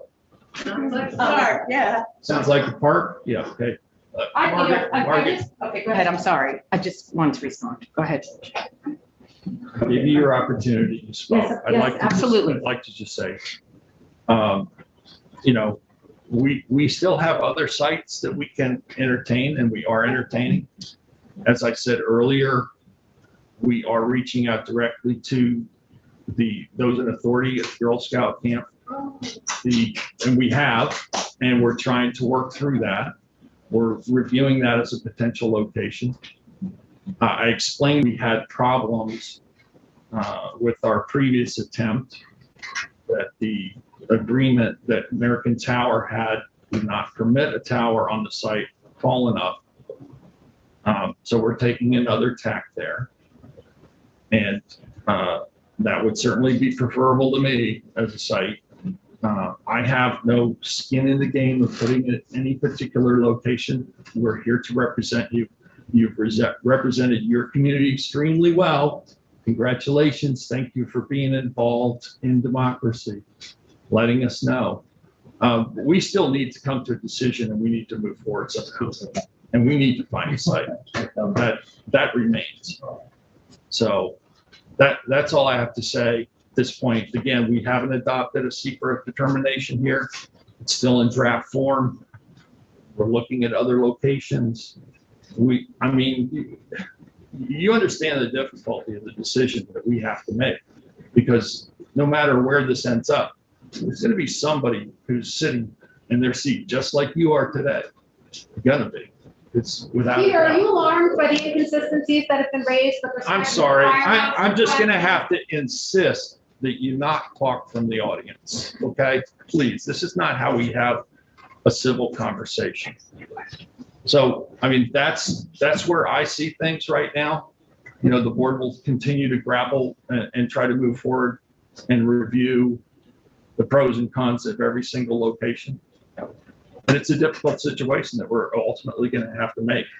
And I just personally feel like we're not in a position to not make a choice, to just kick it down the road. And I know people have said, well, it's 3 months before a campaign. Well, that's they said in 2019 when there was a campaign. You know, it came up then as an issue. It had been an issue since 2018 and before. It's always been an issue. And maybe it gets more attention because there's an election this year, but the facts remain that the system's not been completed yet. That we still have the same problems of coverage for most of Springs, and people are telling us to fix it, and we're trying to do that. So I just hope you can appreciate that. That's all. Are you unaware of the discrepancies, though? I mean, I think that Jackie brings up a good point. There's a lot of blatant discrepancies, and my opinion is that you do have a horse in the race. So I'm not sure the reference to idiom or whatever you said, but you do have stock in this because there are, So the thing is that no one's really fooled at what's actually going on here. No one wants to say it because they're fearful of retribution, et cetera. But there's a whole underlying thing that everyone is aware of what's going on. And so I guess all we want from you and this board is to be treated in the same respect as the citizens downtown. That's all. We just want to be treated fairly and equally. So Understood, but let me just say. So we you know, don't as far support as the firehouse because of that. We don't support that because we are from a humanitarian perspective and all the reasons we don't want it there, though it is a municipal building. We're not pushing for that. We're not here saying, yeah, go, but there is a cell tower there and a firehouse. So, okay, if you can look through that, then you should be able to look through a 6-acre parcel that's located in an artist community, in a residential area. That is the last green space in the community. There's so many reasons not to put it there. Okay. And for the reasons to put it there, you have a Girl Scouts who came out and said, put it here. And you have firemen or firewomen, fire people who say, put it here. And so it's the one place that everyone agrees is a terrible place to put it. And yet for some reason, you're like, you know what? Somebody's going to be unhappy. Well, the person living on Flaggy Hole, and it's 155, 160 acres in, and they're not going to see it. 179. Yeah, but you're going to put it in 165, 170 acres. We don't know that we're going to be able to put it there at all, but you know. But you again, understand what I'm saying? looking at that. Everyone's going to be unhappy, but when you're literally walking out your door and there is this monster hovering over your house. Margaret, we've heard the community, okay? All right. We've heard. But all last week I watched the rest We've been on TV. taking extensive notes, you know. But you guys were dismissing us. You were laughing about the falls, the hurricanes, and you were tutuing us, and it was I'm demoralizing. sorry, I was never laughing at you. I'm feeling like it was in my opinion. I'm sorry you think so. All right, I'm glad to know, then I'm glad we I cleared take it this up. very seriously. Okay. And I know, you know, when you live in a neighborhood and it's obviously a really tight neighborhood, you're protective of that neighborhood. Everybody's protective of But their. it's not just our neighborhood, that I don't I think you understand, and I've seen the Close to 1,000 petitions. Okay. I've seen the petitions, the folks from, you know, 3 Mile Harbor and Louse Point and, you know. Clear water, there are people. No, I walking through understand. clear I water. All understand. right, thank you. That's enough. I won't say anymore. Are very sympathetic. I want to add a comment here that Peter had mentioned that, you know, this site, you know, met the standards and that's why it got this head of steam behind it. And I want to take issue with that and say that I don't think we did look at the standards, and there are standards in section 255, 290, location standards for both opportunity zones and avoidance zones, and among the avoidance zones are open spaces and woodlands. It's obvious that this site fits into what would be an avoidance zone. There's also a section of the code that has special permit conditions for anybody that's coming in for a tower application. And although we're not a private entity, we are dealing with private entities, and certainly those standards should have controlled the debate, selection, and discussion over Crandall, and I don't think they did. I think there was I think it was grabbed as sort of a convenient spot because we owned it.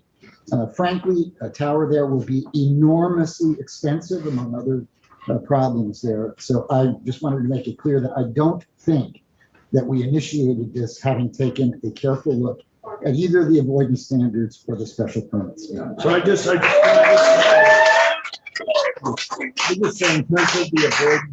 terms of the avoidance standards, Jeff, did you not state that the Girl Scout camp would be a good location? Didn't you state that the Girl Scout camp would be a good location? The Girl Scout camp has an existing tower and a contract with a tower company. I'm That's just a asking factor. if you support doing that. Yes, I do Okay, well, support it. that is also qualifies. Also qualifies under the same criteria that you just mentioned. So I just want to It's point. very different. It's very different from a woodland surrounded by houses. It's very different. I'm not. I'm sorry, please, people. Please, I'm just pointing out, when Mr. Bragman says that we didn't do enough, that we didn't follow the criteria, he's also involved here on the board. And he has said that this site at the Girl Scout camp would be a good site. Yet he says the same criteria that you say we need a level playing field, that criteria shouldn't apply and shouldn't be considered for the Girl Scout camp. It's the same code that says avoidance of natural features. I'm not saying that that's a deal changer. There's a tower there. I'm just saying. My comments to this, because I've been silent, is that I think Jeff is incorrect in his last statement. The reason why I state that right now is, here he goes again. I remember sitting in a room with Sylvia about 18 months ago right now, and I know Adam mentioned that before, because we knew this is an issue with cell phone coverage. I live in the community also.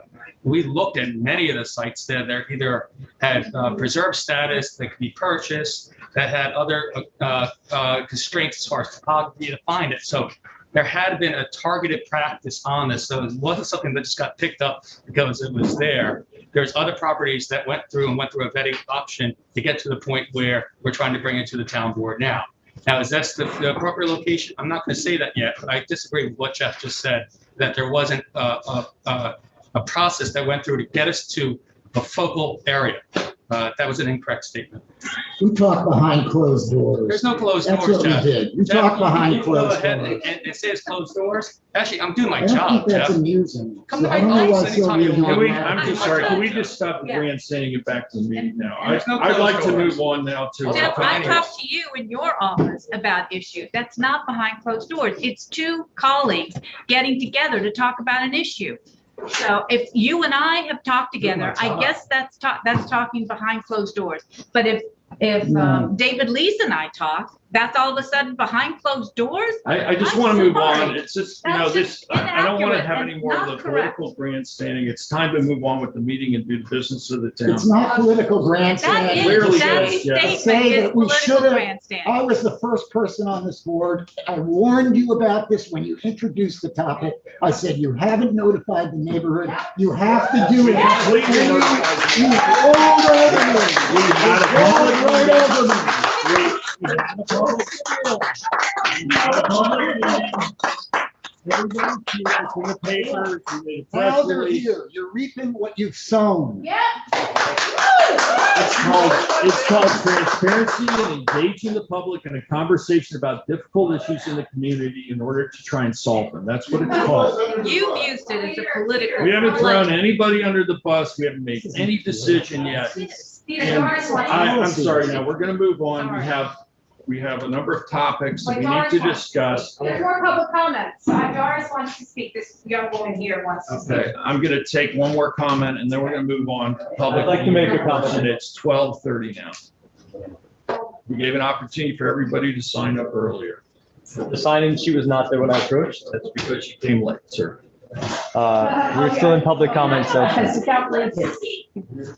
Am I not permitted to speak? I'm gonna listen to this young lady first, and then we'll give you an opportunity to speak. Thank you. Does anyone else want to speak that hasn't spoken yet? I have a question. I'm just asking, do you want to speak? I can be quick. Okay, so we're gonna take 3 more speakers, and I want to get on. Thank you. Yes, thank you. I'm not prepared. I'm not a public speaker. I didn't expect to speak here. You just give us your But I name. am an ex-Girl Scout. You just give us your name. Okay, my name is Doris Tumarkin. I'm Doris sorry, can you Tumarkin. say that again? Doris, Doris, Tumarkin. Sumarkin. Tumarkin. Tumarkin. Okay.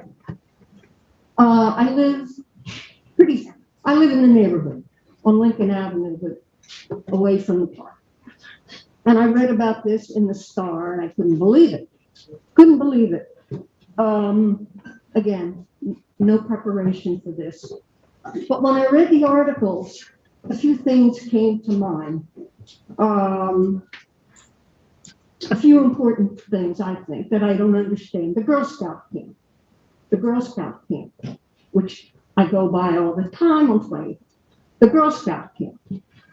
It's owned by I was a Girl Scout in Delaware, not Nassau County. But Nassau County is pretty far from Suffolk County. Okay? So it's Girl Scouts of Nassau County own this huge property. Now, I'm also not only an ex-Girl Scout, I'm an ex-camper. And when I go to camp, when I did for 6 summers in Maryland, it was for 4 weeks at a time. Once I went for 5 weeks at a time. I walk down Twaggy Hole a lot or drive down it. Okay? The camp is vast. It's vast. Vast. I mean, it's huge. It's huge. And that's the park. The park and here. a visual. Because this is really what got me angry. Okay, so there's apparently this American tower that's screwing things up. I know business, I know the film business. I was a reporter and writer in the film business, for the film business, the film industry for years, okay? I don't know the business of this stuff, but there are some truths. The power of big business, the power and influence of money. Wow. And I don't vote out here, and I should. I live out here now. Okay, so you have the Girl Scouts of Nassau County holding on, gumming up also with this American tower, this massive, massive, uninhabited, right where we need a tower. Right where we need it. Right where we need it. And no, there are not a lot of houses there. Yes, there are some lovely houses on Flaggy Hole Road. And as we go up 3 Mile Harbor, if you look to the right, every once in a while you see a house. But we're talking about hundreds, how many acres? 180, 50 acres of vacant land right there. Now, there's also this thing called eminent domain. Eminent domain. But there's also this thing called big business, this American tower, whatever the hell they are. And then we have this big organization, Yay Girl Scouts. I was a Girl Scout in Nassau County. Nassau County has masses of land available, but yet they're in Suffolk County, way out here. I don't get the whole thing. I don't get it.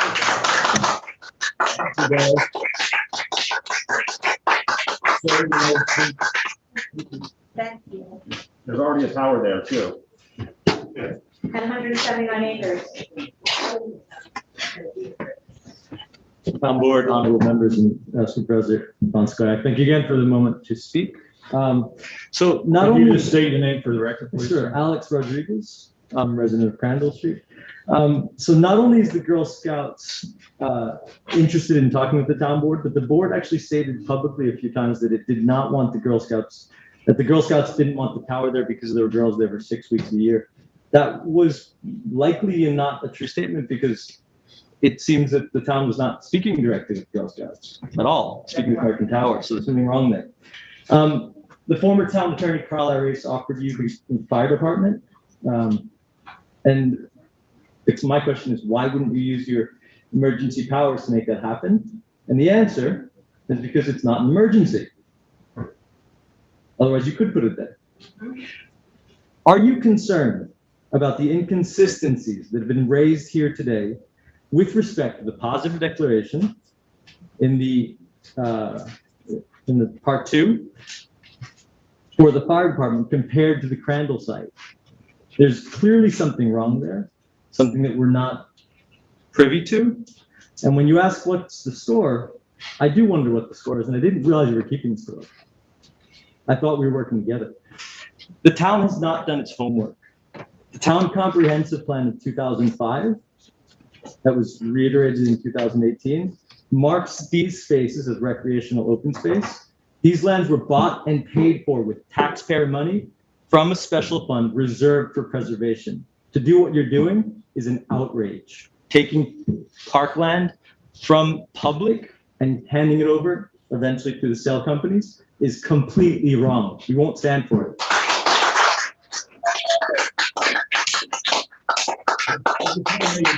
We're not doing anything yet. We're just reviewing potential locations, okay? And I hope you do not do it. Okay, thank you. We appreciate that input. I wonder about your sarcasm too. It's not nice. I've heard you refer to a member of the board. We do appreciate your input. Derisively. Every single person I here thought- today. I didn't interrupt you when you were speaking. Okay, please continue that. If Thank you wanted you. more. to I say. heard you refer to another board member derisively, like linking his name in a different way, calling him Mr. Bragman instead of Bragman, which is just wrong. I have not had much contact with you, but I think you seem to be unkind sometimes. I don't think that's right. Why is there a double standard? Where's the transparency? You must find a positive EAF declaration, and there needs to be a lot more review of this process. To any person living in Springs who's having trouble with internet, I believe the whole Springs is wired to internet. If you would like to put us in touch with the needy people who cannot connect because they don't have the resources to do it, please do. We're happy to put together a community fund to do so. Yep. We are in an underserved area. They pointed out the potholes. That's true. We have lots of potholes. Seems like the roads are not cared for. It's something I didn't even really notice until I started coming to these meetings, actually. We need parks. Parks is part of service. Again, I will go back to my idea that preservationists are never in retrospect wrong. You never look back and say, oh, we should have built the tower here. We should have put a parking lot here. This would look great with the 7-Eleven. There's a lot of information in the town comprehensive plan that goes to the heart of preservation. Your predecessors on this board, sitting here in the honorable position that you sit in today, made decisions with respect to maintaining private lands, public lands as parkland, and it would be worthwhile to serve your own legacy by thinking about these things going forward for your children, for our children. Thank you very much.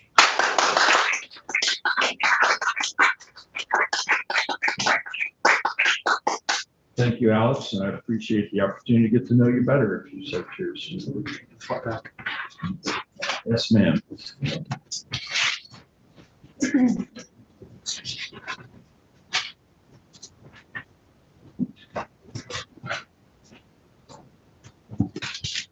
Hello, thanks for the opportunity to speak. My name is Lisa Lagalia. I'm sorry, could you state your name again? I'm having a little trouble Lisa Lagalia, Lagalia. I've spoken at the last 3 meetings, so most of my points have been made. But I just wanted to ask a few questions about the current plans. I know nothing's been decided yet.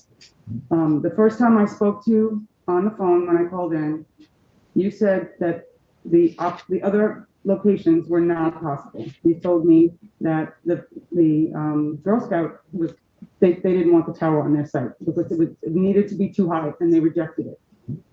And then last week I learned when the Girl Scouts showed up and said we knew nothing about this until we heard from our neighbors that there was a possible interest to put this tower back on our land. They were not addressed and there was no communication with them. So I'm just curious where that stands now, why we were lied to then and said, no, we're not going there because the Girl Scouts don't want it. When they came here with open arms and said, please put it on our land. We're more than happy to host. I'll just be clear about our interactions with the Girl Scouts.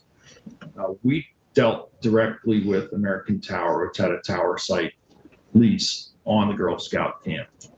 We did not initially deal with Girl Scouts. And that lease in our negotiations turned out initially we thought we were going to have a tower of a certain height. And after consulting with our emergency communications, it became clear we needed a taller tower to be able to meet the coverage in the area. And the lease terms with American Tower, the Girl Scouts and American Tower, my understanding from our town attorneys, prohibited that. So there wasn't an opportunity for us to have a taller tower with American Tower that controlled the site. And there's no way of renegotiating that lease? So what we're doing at this point is we're going around American Tower directly to the Girl Scouts. We're trying to engage them. We do have additional options. Somebody here mentioned eminent domain before. That is an opportunity should our discussions not be fruitful. And if that is in fact, the best possible location, that's what the board decides, then we can pursue that location. I think everybody agrees that that's the most. And again, we haven't moved. I just want to make it clear, for a number of weeks, we haven't moved forward on the Crandall I site. think because we stopped it. I do not think that if we did not come here and raise our voices that tower would That's keep right. going forward. I think if no one in the area complained about it or was concerned about it, then yeah, I think we would have probably gone forward with it. But where is the transparency Excuse me, but because we've engaged you and you've engaged us, I think we're in a much different place. Okay, I know All you right? said that you engaged with us, but the only thing that we would say was engaging was when Jackie walked around our neighborhood and made us aware through a newspaper article, and then we got together and we formed a very tight group that decided to make sure this did not happen. And then another question. I'm concerned about the cow and the cow getting placed right into the Crandall location as a temporary site. You're gonna knock down trees, you're gonna build a road. It's all about the same thing. The cow is a completely separate issue. It does not have the same height.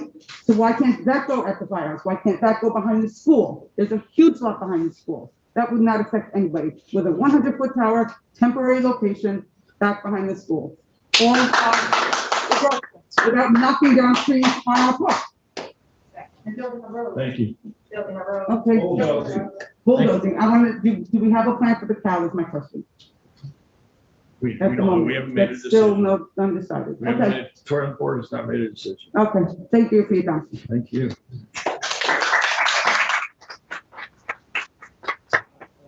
Well, coming and continuing the discussion, we're going to move on to other topics. And the top of that list is the 2020 East Hampton Town audit presentation. I believe we have Dave Tellier here. Yes, I'll be letting them into the meeting. Okay, very good. We also have our town budget officer, Rebecca Hanson, in the audience as well.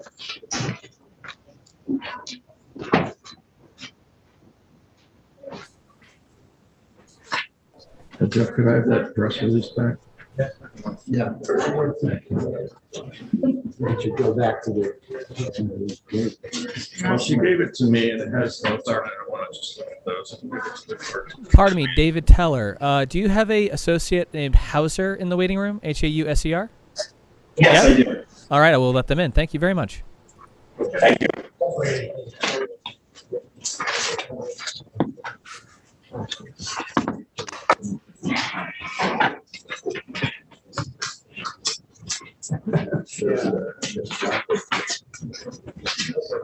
It's not.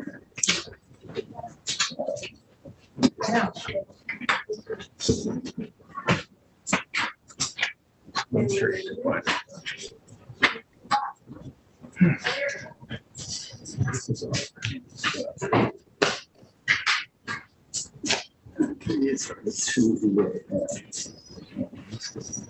All parties, I believe, for the presentation are in the room, unless I am wrong.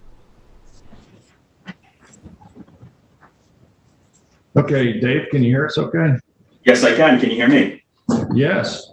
So Dave Tellier works with Rocky Smith. They are the town's auditors. Welcome, Dave, and you're going to give us a review of the 2020 East Hampton Town audit and the results. So please, welcome and continue. Thank you very much. Again, thank you for allowing us to participate this afternoon via Zoom. My associate Craig Hauser, who had oversight of the audit engagement and worked directly with all the town employees, has joined me in case we have any questions or comments that we need to be answered. Either Craig or I should be able to answer them for you. We prepared just a brief couple of comments, so we won't try to take up too much of your time, but kind of give you a brief overview of our services as well as some of the results that we wanted to portray to you guys, and then we'll take it from there. So first thing is our scope of services. So Rocky Smith was contracted by the town to perform the audit of the financial statements for the year ended December 31st, 2020, in accordance with U.S. generally accepted auditing standards and government auditing standards. We also performed the single audit of the federal award programs that is administered through the town in accordance with the OMB compliance supplement. We also, the town is required to perform an audit of its transportation, Department of Transportation, which is related to the state single audit. So we perform that as well. And lastly is the audit of the Justice Court. We also provided a management letter, which presented our findings and recommendations, which we'll go through a little bit later. And then obviously we're here presenting to the town board this afternoon. Just briefly, I think I want to let Craig kind of just go over this this one little bit just before we get into the numbers and going through the financial statements. It's just talking about the conduct of the work, because obviously how it was impacted, we kind of provided some things on site, and we also did a lot off site. So I want to have Craig kind of just give us a brief overview of how we conducted the audit this year. Thank you, Dave. We started our fieldwork on April 26th. We performed most of the audit remotely. We were able to get access to Munis, which is the accounting software for the town. And also Becky and her team were amazing. They were providing anything that we needed that was not in Munis. We also, I believe the second week of our audit, myself and two of my staff members came on site for about 2 to 3 days just to go through all the invoices and expenses that we need to test that were not scanned into Munis. Currently, Munis has all the receipts scanned in, but I believe the town is still working on trying to find a simple way to get the expenses and invoices scanned in. Other than that, everything was able to be done remotely. It was great working with Becky and her team. They were, like I said, they were always timely, answering emails. Sometimes with remote work, the work can delay a little bit. We had a little bit of delay, but it had nothing to do with the town. It was mostly external reports from third parties that we received later on in June. I would say that all our field work was done by May 22nd, excuse me. Financial statements were given to the town on the 3rd to review. Great. And then kind of just giving you a brief financial statement highlight. And lastly, before we get into that, there was one new accounting standard that did affect the financial statements for the town. It was Governmental Accounting Standards Board statement number 84, which related to fiduciary activities. This is the way in which some activities that the town was accounting for on the fiduciary basis within the fiduciary or trust and agency funds gets accounted for, and where we put those items is how we brought them into the whole town or part-time funds, wherever they belong. So there was just a little bit of a change in the way in which we accounted for some activities, but it was minimal, and it did not have any impact on the fund balance of the town. But we did implement that standard in accordance with the requirements, so so that is accounted for within the fund. So going through the financial statements, because obviously it is a very large document, we kind of broke it down into the sections. The first section is the introductory section, which goes from pages 1 through 15. This hasn't really changed much except for some of the verbiage within the supervisor's letter and the comptroller's letter of transmittal, or the finance department's letter of transmittal, actually for you. But everything else is primarily the same, the town map, the organizational chart, things of that nature. The next section is the government-wide financial statements. These are the full accrual financial statements that are obviously represent the entire town as far as all of your capital assets, all of your debt, everything that could be accounted for on a full accrual basis. So for the town at the end of 2020, you had total assets totaling just under $765 million. Of which that primarily consisted of $578 million of capital assets, which is various land, buildings, equipment, things of that nature. You had total liabilities outstanding of $319 million. This number primarily consists of about $89 million of bonds payable, $161 million of other post-employment benefit obligations related to the employees of the town. And lastly, $28 million of pension liabilities that are related to the various pension systems that the town contributes for their town employees, which is the New York State Employee Retirement System, as well as the police and fire system. During the year, the town did have a new bond issuance of a little over $12 million, as well as a bond anticipation note of $7 million. And all of this leaves us with a total net position or retained earnings of just under about $446 million. So on a full accrual basis, obviously the numbers kind of balloon because of the assets of the town, but it's also predicated on some of these things that are really off balance sheet items. I mentioned some large liabilities talking about other post-employment benefits and pensions. Those are all numbers that are actuarially determined as far as what is due by the town in the years to come. But the town is current with all their payments. They make when the bills come in, the payments are paid, so that it's not like there is anything outstanding relating to that on a current basis. These numbers are actuarially determined and provided to us by third parties. The next section is what you're more traditionally used to, which is considered the governmental fund financial statements. These are the fund level financial statements that the finance department manages on a day-to-day basis. So for all of your funds on the balance sheet, we had total assets of about $135.5 million, which primarily relates to cash on hand, cash and restricted cash. We have total liabilities of just under $16 million, which the lion's share of this is the $7 million bond anticipation note. So this leaves us with total fund balance across all funds of just under $120 million, which are in several categories. The first category is non-spendable, which is items that have already kind of been earmarked for next year's expenses, which is like prepaid expenses, things of that nature, which total $1.4 million, primarily relating to health insurance and pension costs that we prepaid. The town had $65.7 million of restricted fund balance. This primarily sits within the capital projects or capital fund and the community preservation fund. We have a little over $38 million of assigned fund balance. That's fund balance across all the other funds except for the whole town fund, which is the only allowable fund to have unassigned or earmarked fund balance, and that sits at $14.5 million. For the year, the funds had an increase in all of their fund balance of a little over $25.5 million, with total revenues for the town exceeding $150 million for this year, and then also with total expenditures sitting around $125 million. The large difference here, again, is because we had that bond issuance of a little over $12 million, so that on a fund level basis in your capital fund, that $12 million that goes into revenue, but yet that wasn't expended by the end of this year. So that's monies that will be spent in the future. So that's where that will balance out. Aside from that, the rest of the next section is your notes of the financial statements and some required supplementary schedules that have not changed from the previous year, except for, again, some verbiage. I'm just updating the charts within the notes. But the required supplementary schedules and other supplementary schedules are in the same format and consistency of information that they were in the previous fiscal years.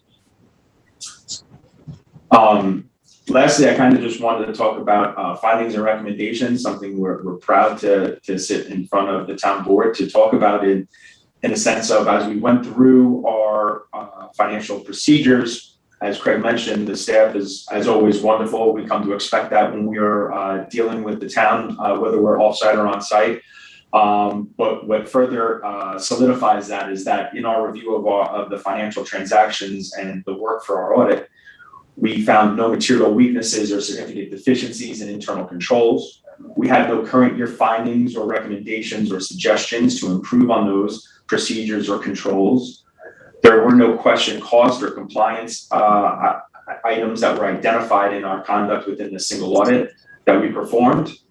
And there's only one outstanding recommendation from our previous year's audits that carries forward, which just relates to the timely filing of the Justice Court reports. I think we've discussed this, and we will be kind of taking this off the listing going forward, in a sense that because of the way in which the justices close and get all the information, they put it all together. There's a requirement that they file within 10 days after the end of the month, and it's just it's difficult for not only for your town but several of the East End towns to adhere to that, just with the justice schedules and how they go about that. So they're not overly late. They're maybe late by a couple of days, 2, 3, 4, 5 days, depending on the month.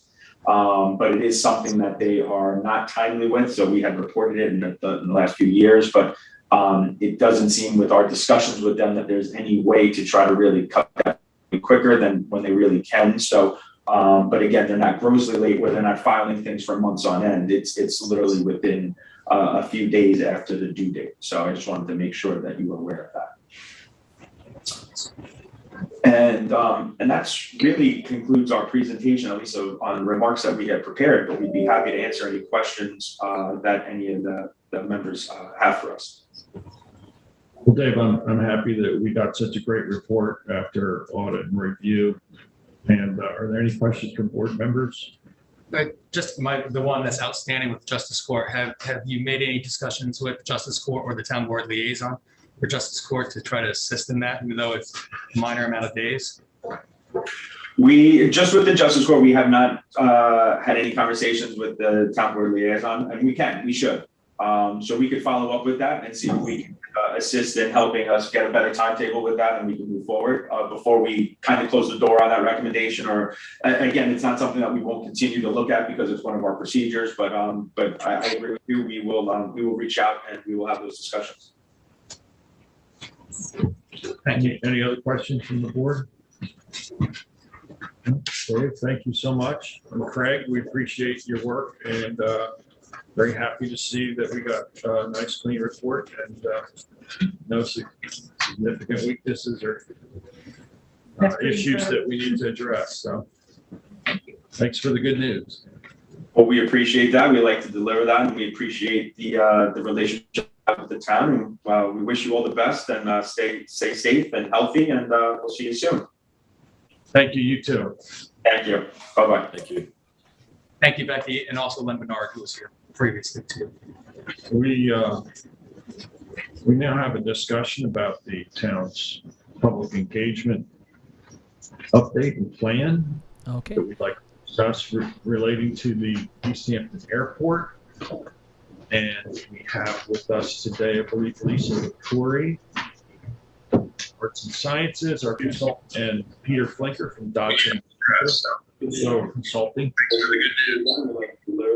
Oh, can we mute our devices in the background, Lisa and Peter? Pardon me. Thank you very much. Stay safe and healthy, and we'll see you soon.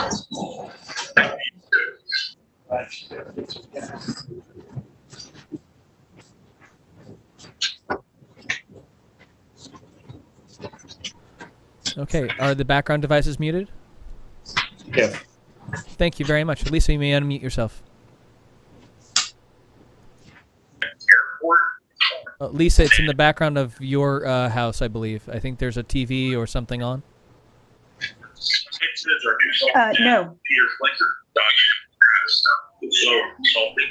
I'm hearing it from your computer. Oh, can we mute our...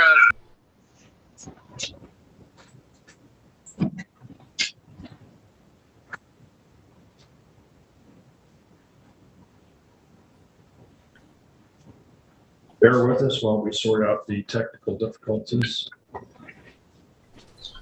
right. Lisa, is that better? The background device is muted? No, I can still hear. I can still hear something in the background. Are you listening to the meeting in any other way? Are you? Oh, I'm sorry. Yes. Background of your house, I believe. I may not, or something on. I probably have the meeting on. Okay, I have to, that's what it is.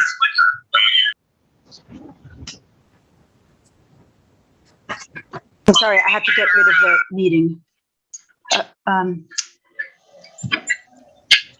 Lisa, I'm going to mute you while you sort. Okay, fair enough. We will wait for her to rejoin the meeting.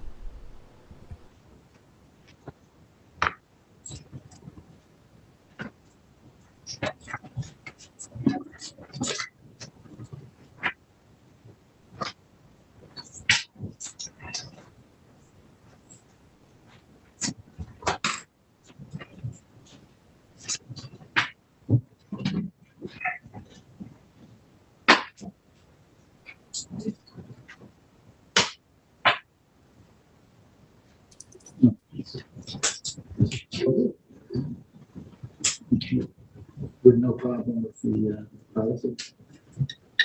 Gonna work out the details, but they will host the meeting. Okay. Okay, Lisa, is all good?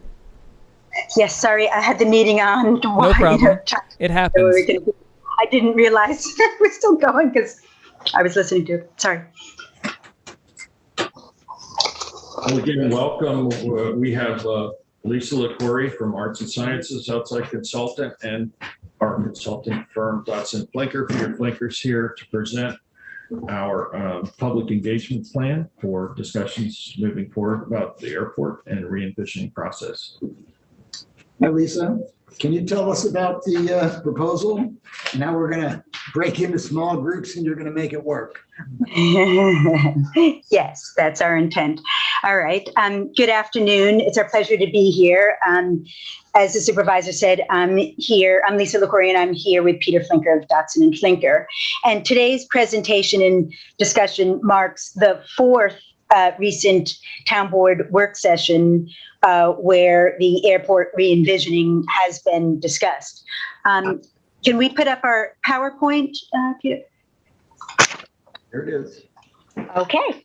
So just briefly, the background for the re-envisioning project, which most people are very well aware of, I believe, is based on the concerns and the negative impacts of the air traffic, the volume, the increased frequency, the airport activities, creating noise pollution, public health and safety concerns, quality of life impacts, environmental impacts to groundwater, wildlife, air quality, CO2 emissions, property values. And these impacts are not well aligned with the town's identity as a resort community, committed to sustaining the quality of life and the quiet enjoyment of the rich natural, cultural, and scenic resources. And the town board has also declared a climate emergency, and elimination of greenhouse gas emissions is now a guiding principle for all municipal decisions and operations. But the airport also provides positive values to the community, including employment, economic and recreational opportunities, access for emergency, medical, and civilian services. So now, with the expiration of the FAA grant assurances at the end of September, the town has the opportunity to re-envision the future of the airport.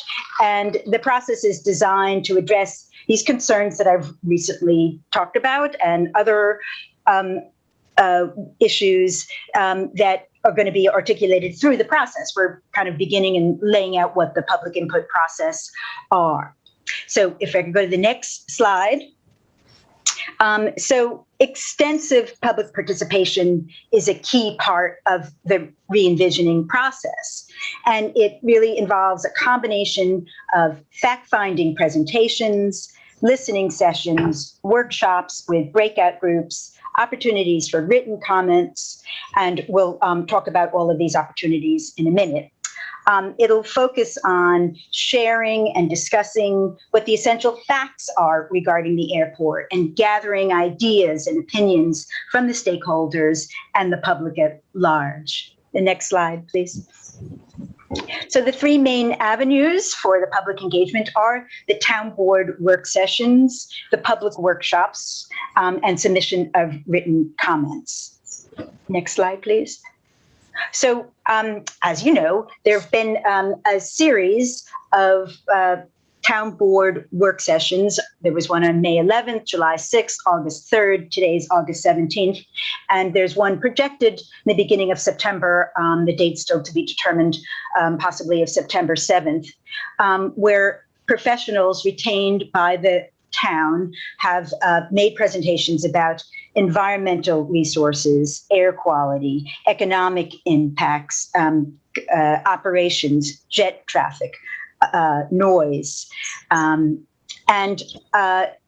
There's a shared fact-finding, and we're kind of seeking agreement as to what the facts are and what the situation is at the airport, and to see whether there's other things that still need to be evaluated or further studied. But at the end and also at the beginning of each of these meetings, their public comment has been accepted, and there has been extensive public comment submitted in each of these meetings, I guess, except for today.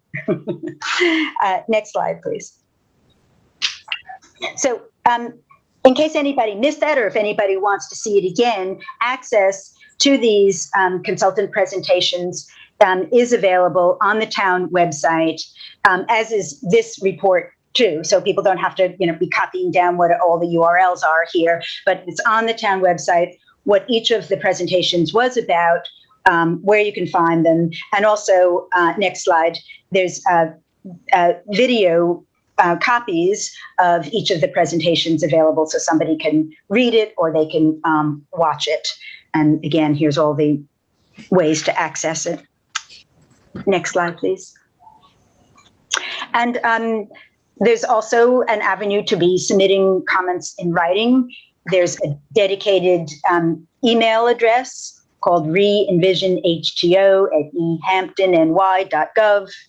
And alternatively, you can mail your comments into the town clerk's office at 159 Pantego Road, East Hampton. So all the comments will be reviewed, will be summarized, will be synthesized into the main points and reviewed with the town board. And we'll be pricking out what the important themes are and, you know, basically what everybody has been saying. But now we're going to go, Peter's going to talk about the actual public workshop process itself. Right. So the idea with the public workshops is to have as wide a possible range of opportunities for people to participate as possible. But to do that over a pretty short period of time. So we've established over the course of 2 or 3 weeks 4 workshops. 2 of them will be in person. As you see there, one we're hoping to have in Wainscott and another in Montauk. And 2 will be virtual workshops over Zoom. All of them will start at 7 p.m. and they'll all have a similar content and format so that basically people don't have to participate in more than one workshop to basically get the whole story. The most important thing is that everyone who wants to will have an opportunity to speak, to ask some questions, and to have their voice heard. So each workshop will start with a brief presentation, sort of building on what we've heard and what we've learned at the town board work sessions. So basically, it's that idea of, you know, what facts do we know and what don't we know, and to make sure everybody sort of knows where to find all the information that's already available about the airport, and sort of bring everybody up to the same point, more or less, at the beginning of the workshops. And then what we want to do is spend the bulk of the time working in smaller groups so that each participant can, again, voice their concerns and opinion relative to the future of the airport. So we'll be breaking into groups, either in the virtual workshops or in the Zoom workshops. We'll have a facilitator for each of those groups and basically take people through a series of simple questions. And the idea with the groups is that instead of having to listen, everyone listening to 50 people speak, as important as that might be, as useful as that might be, it will, instead of listening for 3 hours to 50 people, will take an hour, hour and a half, so that have everybody speak in a small group, and then we'll compile all the results, have a brief presentation at the end of the workshop session. But then I think more importantly, each of those comments will be incorporated into the record of public input. So access to the public workshops, again, we're trying to make this as easy as possible. We'll be encouraging sign up so that we know how many people will be coming. And that's particularly important because in the in-person venues, we're going to have limited seating capacity. So the idea is that people who pre-register will definitely be able to get in. And then, you know, if we have too many people at the door for the capacity, we'll have to turn away those who have not pre-registered. So we really hope that people will use these opportunities, which will be on the town website, to pre-register. So there will be an Eventbrite form. This take the usual, if you've ever bought tickets over Eventbrite, it works the same way. You can register, you'll be issued a ticket and or a virtual ticket or a website Zoom link, and then that'll be automatically compiled so that we know how many people will be coming to the workshop. The Zoom links will be made public. They'll be on the town website, so anyone who hasn't pre-registered can attend. In terms of COVID-19 guidelines, we'll be holding the meetings in accordance with East Hampton town policies, so we have to keep track of how those might evolve over the coming weeks, and everyone should keep track of the website for any updates. So the purpose of the public workshops, again, is to advance, a shared understanding of facts surrounding the airport. So we will understand that we don't know everything that's possible to know about the airport, but we want to make clear and provide access to all the information that is known. And then as people come up with more questions, we'll be making a list of what more do we need to know in order to make good decisions about the future of the airport. Do we know enough? Are there areas where information is lacking, and where can we find those? And those will be then incorporated into ongoing discussions of the town board. We'll really be organizing those small group discussions around the key issues of concern. And those sort of start with the question is the status quo acceptable? Are you happy with everything about the airport the way it is? If not, would a modified or closed airport be preferable? And then for each individual, if some modification is desired, what would need to change in order to make things better for you or your home, your family, your business, et cetera. And again, this is not going to be a debate to make a determination of what's going to happen with the airport. It's really with these 4 workshops to accept comments, to listen to each other, hopefully with open minds. But again, for us as consultants, we really want to identify all of the concerns and issues that are out there, again, so that they can be brought to the fore and discussed clearly and objectively. So we're not going to be, again, debating what the future of the airport should be at these workshops. We'll really be trying to understand how operations of the airport, past, present, and future, affect everyone who's involved. And then based on what we hear at the 4 workshops, in addition to what we've been hearing at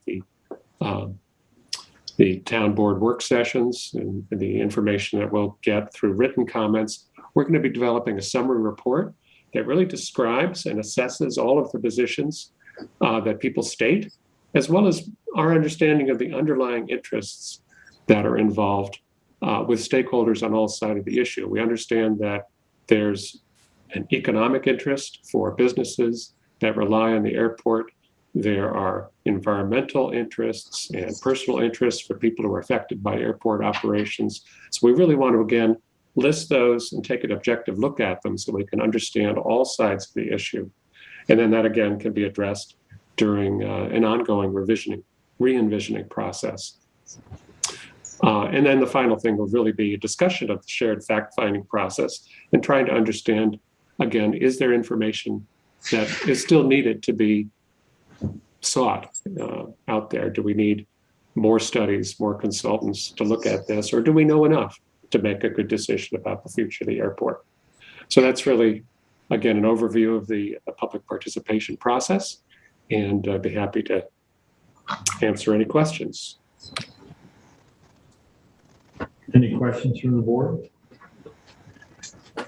I guess what I was hoping we could discuss is, the couple of things that I get from folks who are, either noise affected or have businesses at the airport is, what does the timeline for this look like, right? So we just said, we're going to have the diversion study is slated for September 7th.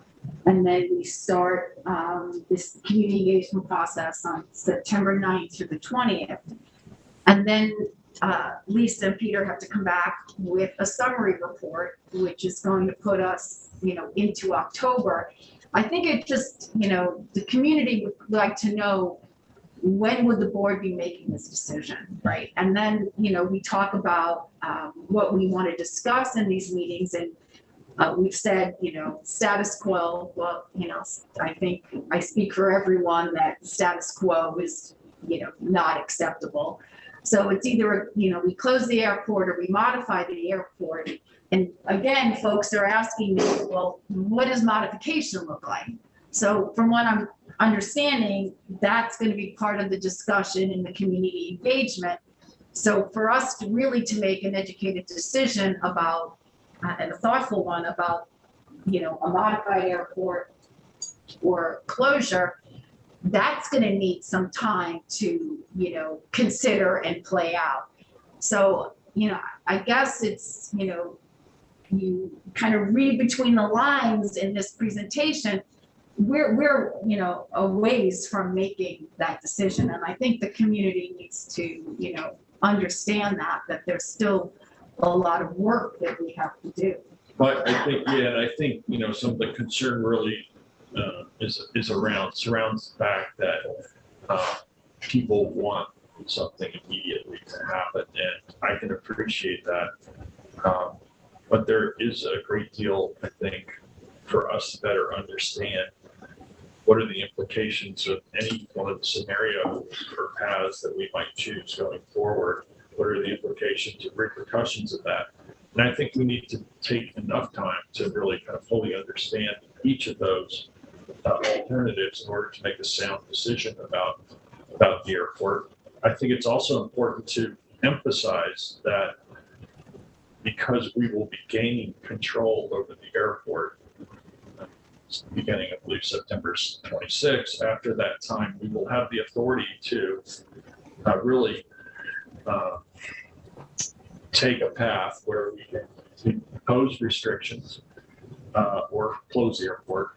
If we impose restrictions, we can adjust those restrictions to become even more significant or less significant, depending on what initial approach we take. So I think that's important for people to understand, that it can be a work in progress, potentially. I know that there are many who are adversely affected, who feel that the only solution for them would be airport closure. There are a number of people who I've spoken to and heard from that feel very strongly that things have to change, but they might be okay with a different type of airport, one that serves maybe recreational flights, that is not commercial in nature. So I think engaging the community in those discussions, which we plan on doing in September, getting those comments, looking at what the implications and the process for achieving that ultimate goal is going to take a little bit of time. And so I'm sure we'll be into October with those discussions and that fact-finding, charting of course. And but I think we all would agree that having something significantly decided, ideally before the end of the year, would be optimal and in place well ahead of next year's summer season. Well, I think it's, first of all, I really want to compliment our two consultants on this proposal for community engagement, because I think it solves a lot of the anxieties out in the community. I like the fact that while we've had productive large group meetings, these are much more informal and perhaps may wind up being a little bit less intimidating to people. Sometimes it's hard to stand up in front of a room full of 50 people.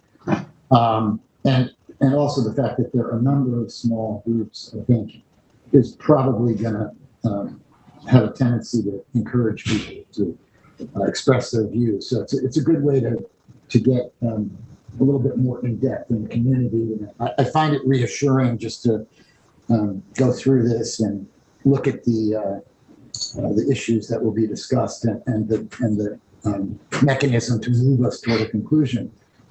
I do think that we are probably going to need to explore specifics if some kind of modified airport is on the table as one of the possibilities. And I'm sure that if and when that happens, we'll need to get some pretty specific legal advice from counsel and maybe some presentations that will help us. But it does seem like this is a very good way to complement what we've done so far. So I'm happy to have this blocked out as the process. And as to the timing of the decision, I think I think it's good to know that we don't have a hard stop on late September when the grant assurances expire.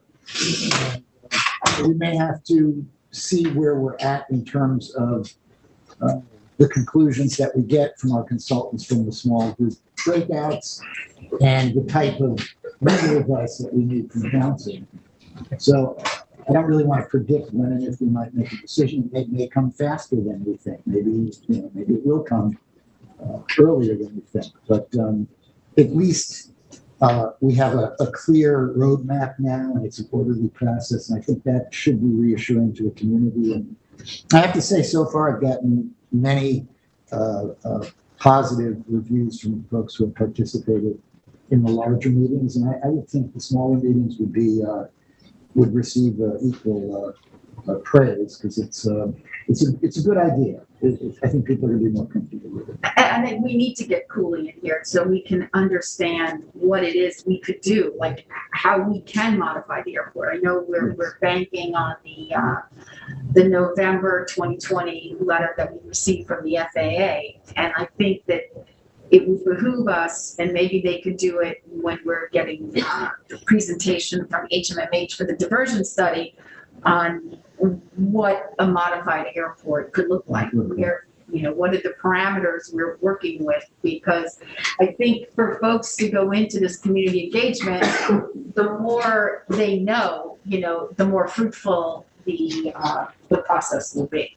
And there'll be also mechanisms for asserting our control over the airport that we will need to explain and discuss and present to the public. You referenced that November letter from the FAA, which kind of spelled out what our opportunities and options are, and that's a critical foundation of how that's the practical mechanism, practical process by which we would follow a way to assert control back again on the airport, which we haven't had for 2 decades, and has resulted in the airport expanding in terms of frequency of operations to a point where the community at large is very concerned about it. So we need to rebalance the airport if we're going to keep it open.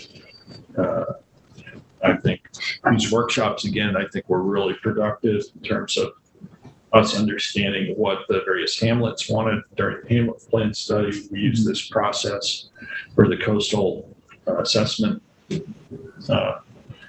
and resiliency planning workshops. We've used this process as well for the Springs Fireplace Corridor, which Kathy headed up. And it was a great way to engage the community. And Jeff, as you said, people are sometimes more comfortable in smaller groups expressing their opinions and floating ideas.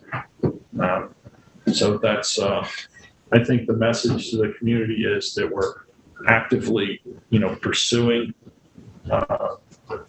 re-envisioning, and we have a timeline, and we're going to stick to it and make sure that we get to a point where we have an understanding of what the community wants and what it will take in order to fulfill that re-envisioning of the airport. I think it would be helpful too, Jeff, if the FAA letter from November of 2020 was on the website in the revisioning materials, because I don't believe it is, but I think it should be there. We sort of talked around it and about it. I think it should get out. I agree. It's been out. What I have to say, and Sylvia being the former liaison to Montauk has heard this a lot, and myself being the current liaison to Montauk, which I'm enjoying tremendously. I want to thank the board for listening to the Montauk CAC and having one of these discussions out of Montauk. It was very important to them. They're very happy about that, to be engaged, knowing that anything that we do to H2O could potentially affect quality of life in Montauk. So I thank you for that. I know that we're going to be in Wainscott also for the Wainscott residents. I also enjoyed, Peter, when you said it's not, Peter Flinkett, that is, this is not to be a debate. This is to be listening. So when we go in there, we want to listen to from everyone, and Tom debate was either passed and still come on that. I do disagree a little bit, Jeff, with you when you said that this is towards a conclusion. I don't think there's going to be a conclusion, but there's going to be action taken. And I think there's always going to be changes moving forward on this. But I do like this format, and I look forward to hearing from everyone and seeing people in those days. Thank you. Yeah, I want to say Wainscott will be very happy that we will have a meeting in Wainscott. I know we had to jump a little bit of hurdles to get there. Yeah, I did get confirmation. I spoke with LTV this morning and we have managed to arrange the meeting to occur there on Thursday, September 9th at 7 p.m. So that will be, it's no longer a location to be determined. It's been determined and I firmed that up with them this morning. Details to follow in terms of protocols, but will be. Really. Yeah, and I know Wayne Scott had wanted very strongly to have one of these meetings, workshops in Wayne Scott. And of course, that makes total sense given that the airport is also in Wayne Scott. And many Wayne Scott residents are directly affected by the airport. And I'm just really pleased and happy that I'm able to announce that we were able to secure that large studio in the LTV for public meeting. No, that's great news, and I'll just give the caveat that was the initial issues related to COVID, and at this point with the resurgence of COVID in the form of the Delta variant, we've gone back to mask wearing indoors here at Town Hall and all town facilities, and we'll keep our fingers crossed that things don't degrade to the point where in-person meetings are no longer considered safe enough to do. So I'm hopeful that we'll get through this process without being interrupted by COVID, but just want to put that in everybody's mind that that's a possibility that things could get worse to the point where we'll have to take some further action to keep the public safe and healthy. So if I could put my special event committee hat on, people have asked, how long should they expect these community engagement meetings to be? Is it fair to say, Peter, that they're approximately 2 hours? That's what people should block out on their calendars? Yes, that's what we're aiming at. Okay. And then the other thing, is having been at events at LTV when we've had large crowds and at the Montauk Playhouse, I think if this was to ever come before the special event committee, we would want to see a parking plan.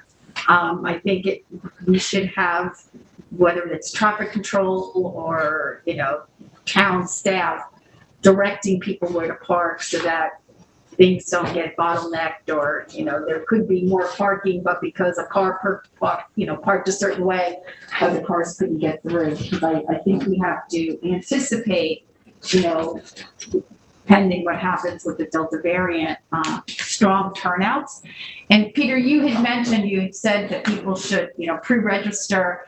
And is there a number that you're looking at for each venue as far as what the ideal, number of or maximum number of folks should be?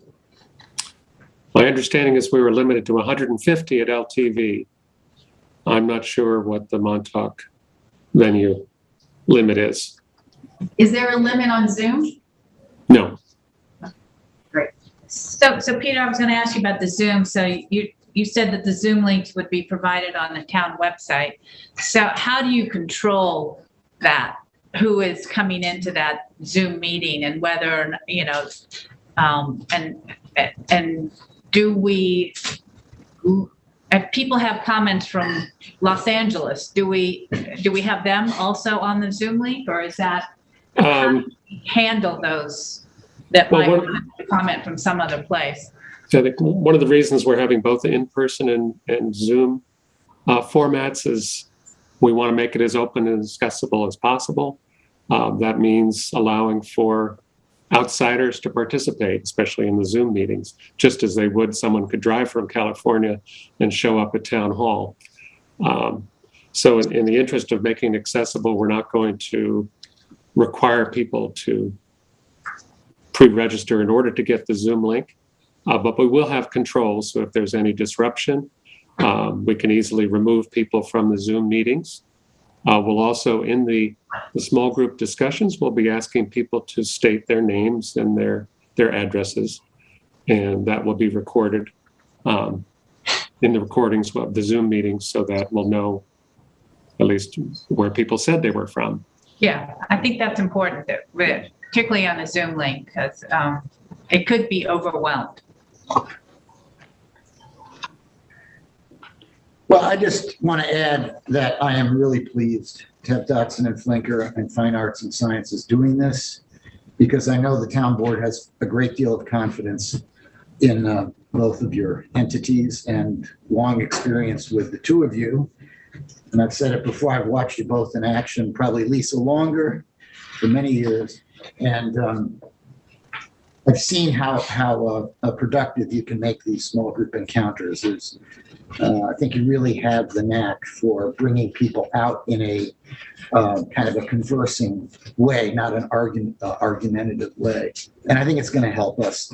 And I know that when you curate the comments and assemble them, it's really, really helpful to us to just have it in an orderly fashion. It's just very reassuring to have a nice orderly plan for a deliberative process. So I'm just happy that you both running the show at this point. Any other comments or questions from the board? Thank you for being here today. Peter and Lisa, Yep. Just reiterate briefly my support for Mr. Bragman's comments, your involvement with the town, and the many different issues that we've addressed together. And we look forward to seeing you again very soon. Thanks. So do we. Thank you. Okay, next up on our agenda topics, we have draft legislation for reducing speed limit on Fall Creek Road. And If I could just jump in before I pass it to John. So I had a resident of Hog Creek Road reach out to me because, 3 Mile Harbor Road, when you get to Lions Head curves and it goes, all the way across to Springs Fireplace Road. And that east to west is 35 miles an hour. It's probably the only road in all of Springs and that is 35 miles an hour east to west. And, when it is posted at 35, people are going 45. And so the request came in, would we reduce it to 30 miles an hour? I spoke to other neighbors in that area, in the community, and they were very supportive of the reduction in speed limit. So, and I also mentioned it at a spring CAC meeting. So, and I asked the town attorney's office if they could draft up the legislation, and John turned it around very quickly, which I appreciate it. I just got a text, by the way, from Carolyn Logan Gluck, who wants to comment on the phone.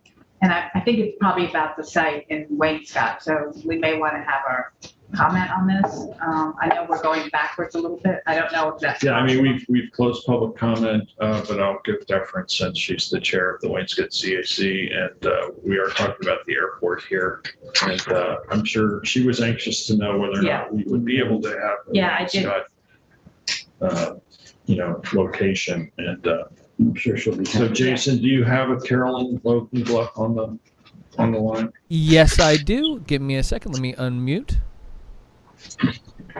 Thank you so much, Jason. Thank you so much to the East Hampton Town Board, and forgive me for being out of turn, but there we go. So I just wanted to say this is such heartening news that you've been replaced in Waynescott for the first of the public engagement sessions.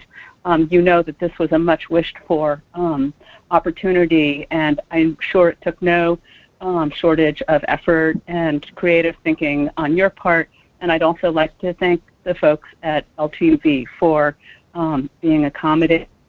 And so my one further thought, just pursuant to your conversation, which was all good news, was that it's not simply for the people of Waynescott, but also for the people who live to the west of East Hampton, that I thought that Waynescott would be such an important venue, even though there are the Zoom options. There's the kind of synergy that happens when there's an in-person meeting that is hard to reproduce on Zoom. So again, thank you so much for that. I have one final question, which is where is the appropriate place in this process to get answers to questions such as how long was the West Maui Airport closed before it reopened?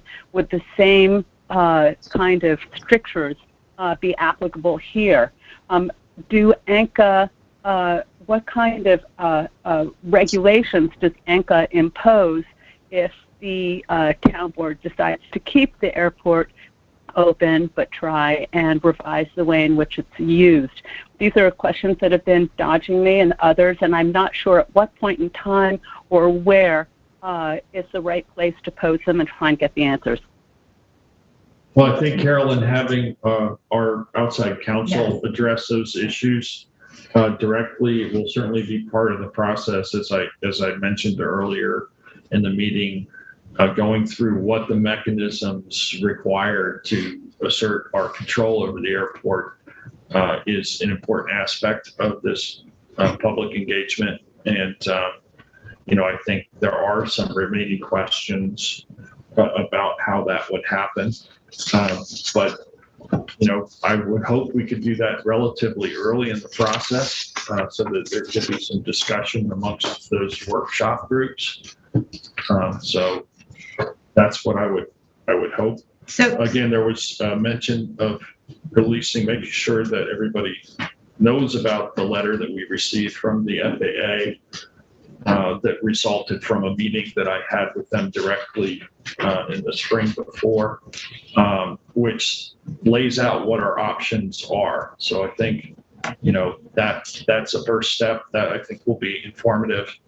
And then hopefully early in the workshop engagement, we can discuss those particular issues you brought up. So Carolyn, can I just add to that? So you've got some really specific questions here that are interesting. If you want to just write those down for me and send me an email, I will see if I can get some kind of an answer from our outside attorneys for the airport. Awesome.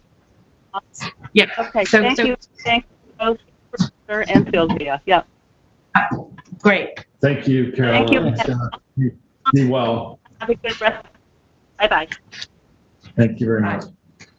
And thanks, Peter, for taking sure, no problem. I mean, we've had those discussions about Wainscott as a venue. We certainly wanted to do that from the start, and then there were some issues due to COVID and public assembly that I think we've now worked through. So we're on for the 9th of September at 7 p.m. All right, perfect. And that will make them happy. And those living to the west, as Carolyn said. So thank you. And Town Board, Mr. Supervisor, we still have one additional new caller on the line who hasn't talked yet. Just want to let you know. That's all. Okay, you know what? We'll go to that caller briefly, and we'll take one more public comment and then go on with our liaison reports. Thank you very much. Hello, caller ending 5429. You are on the air. Hello, board. This is Bruno Schreck in the Springs. I was listening to the meeting. I'm sorry I couldn't make it there in person, but your consultants to the board refer to East Hampton as a resort community, which somewhat I tend to agree with. And so I was amazed that the next comment was that an airport is incompatible with a resort community. So that caused me to look up online the definition of a resort. A resort is a place that is a popular destination for vacations and recreations, or which is frequented for a particular purpose. So how would an airport be anything other than a destination? And the complaints about the airport is about its popularity and its frequented use. So an airport can't be incompatible. Also, I don't know if there's any history or precedence to a resort community, if that's how we're defined, as ever considering shutting down its own airport. That's how people get to a resort in many cases. So it just, if you start out a report defining what East Hampton is, which you may or may not agree with that, if you define it as a resort community and then say we got to consider not getting here anymore, seems a bit absurd. That's my comment. Yeah, Bruno, thanks for calling in. And I just want to say that the report doesn't use the word incompatible. It uses the phrase not well aligned. And I think, really that refers to the fact that while we know air travel is a way to arrive here, that if it gets to the point where it's disrupting the peace and quiet and the reason that people want to be here, then, you know, it may not be perfectly aligned, it may not be perfectly balanced. I don't think it's incompatible. So I think that's well, that at least puts a scale to the decision you have to make. If it is a resort community, the scale of your decision is enormous in making a decision about how to get here. Appreciate you calling in and your comments. Thank you. Be well. So we'll now move on to liaison reports. No, we didn't discuss the. I'm sorry, I interrupted Kathy. I'm sorry. So I did, the setup, and it is now volleying to John. So this involves, frankly, when I looked at the code and I realized that, frankly, under the code section that sets our speed limits in town, it sets all the road speed limits at 30 miles an hour unless otherwise listed as an exception in the code. This road is actually not listed as an exception, so it's been posted at 35, but basically what I did is just drafted an amendment, sort of a local law amendment to repost the speed limit on that road at 30 miles an hour, consistent with what's in the code actually already now. So this makes would it a lot not easier. require like state approval? No, or no, it's just a restatement of what and the existing situation really is, should be. But it requires a public hearing? Yes, and I also ran this by both the superintendent of highways and the chief of police, and they are both supportive of this amendment. I think it's I had spoken to appropriate. them previously, because I would never come forward with it if they weren't on board. Yeah, so sorry, Kathy, to sort of jump over to public comment about other issues. This just seems like I thought we were kind of done anyway.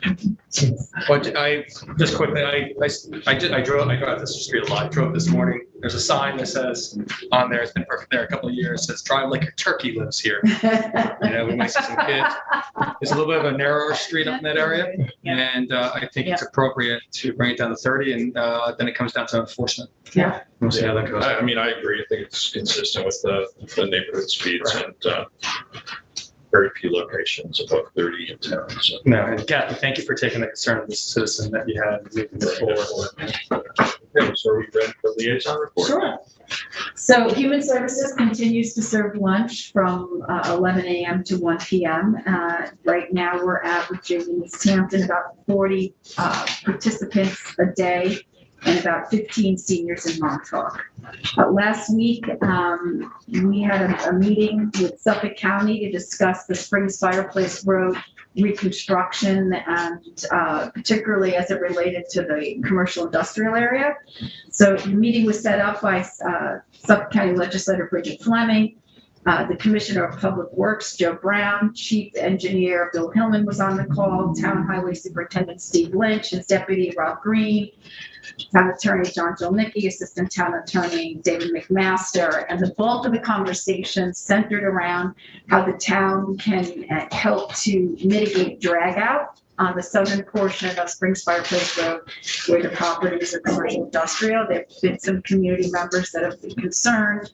Now, particularly now with the new road, we have street sweepers that go through there a couple times a week, but we wanted to work with the property owners, which that has been quite successful. We've got a lot of cooperation from the landowners there, but also we're talking about if we should be, beefing up our town code, which we can do, but really where it got complicated was that if the town was to adopt legislation about drag out in the town code, it's been our understanding that we couldn't enforce that section of the code on county roads.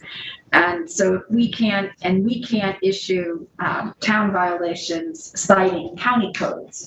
So we need to figure out a mechanism to fix this. So County Legislator Fleming was going to go back to her legal department and try to work through that. So that's really what we're trying to solve. But it was a productive meeting. We talked about the entire project.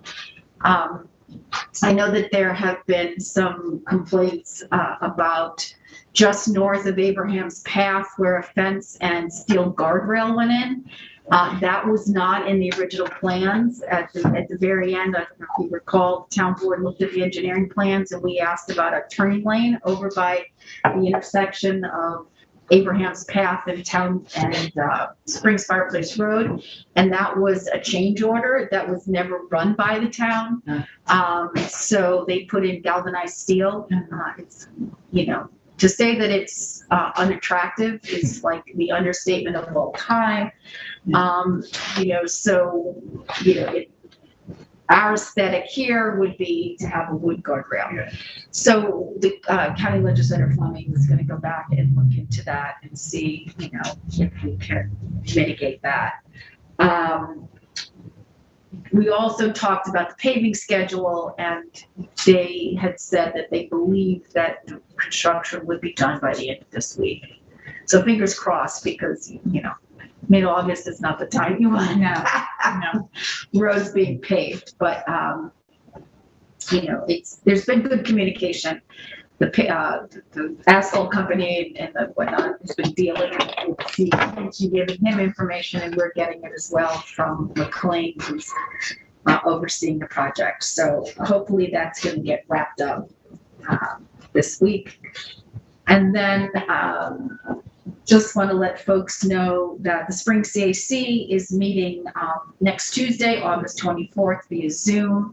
I'm going to be on vacation next week, but I will definitely be at that meeting. So I just wanted folks to know that I'll be out of the office for, next week. Yes,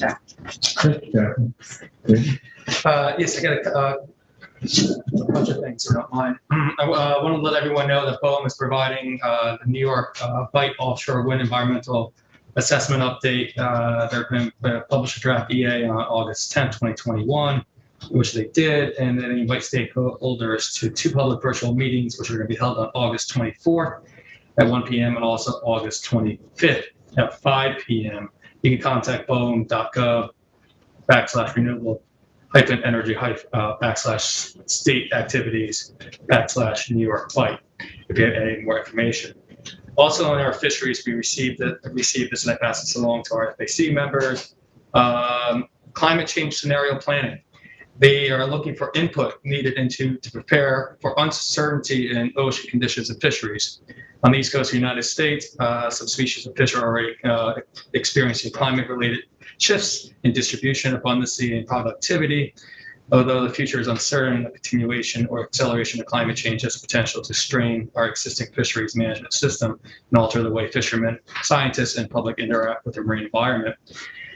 So in conjunction, the groups which are representatives, about the core team they're calling themselves, are representatives from the New England, Mid-Atlantic, and South Atlantic Fishery Management Councils and the Atlantic States Marine Fisheries Commission and NOAA Fisheries are preparing to discuss this about East Coast climate change scenario in our fisheries.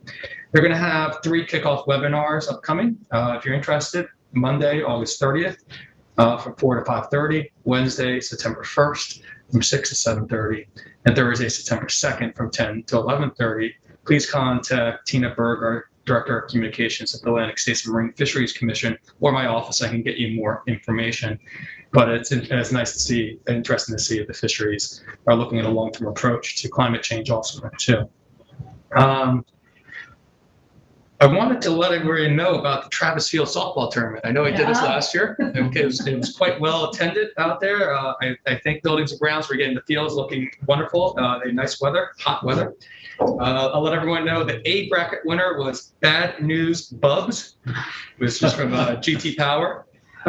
A bracket runner-up was Pink Panthers. This is Travis's family and friends make up the team. The B bracket winner was Action Irrigation, Mr. Ryan Balmus's team. And the B bracket runner-up was the Green Machine from Ronald Green's team. They raised enough money this year to be able to give away 6 scholarships to graduating seniors. And from Alexa Wolf, was one of the organizers. She wants to thank the whole town for supporting us year and year. Good fun.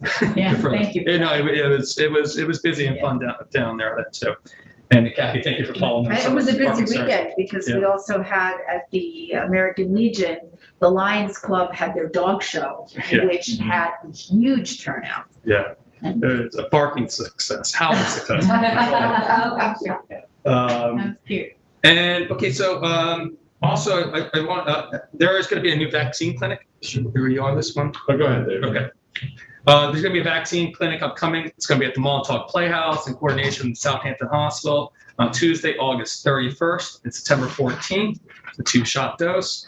They're going to do the vaccines between 4 and 8 p.m. And there'll be notice that we go out as we get ready for move forward that. But don't forget, you can also get your vaccines if you're wishing at any time down by reservation down at CVS and some other local pharmacies there too.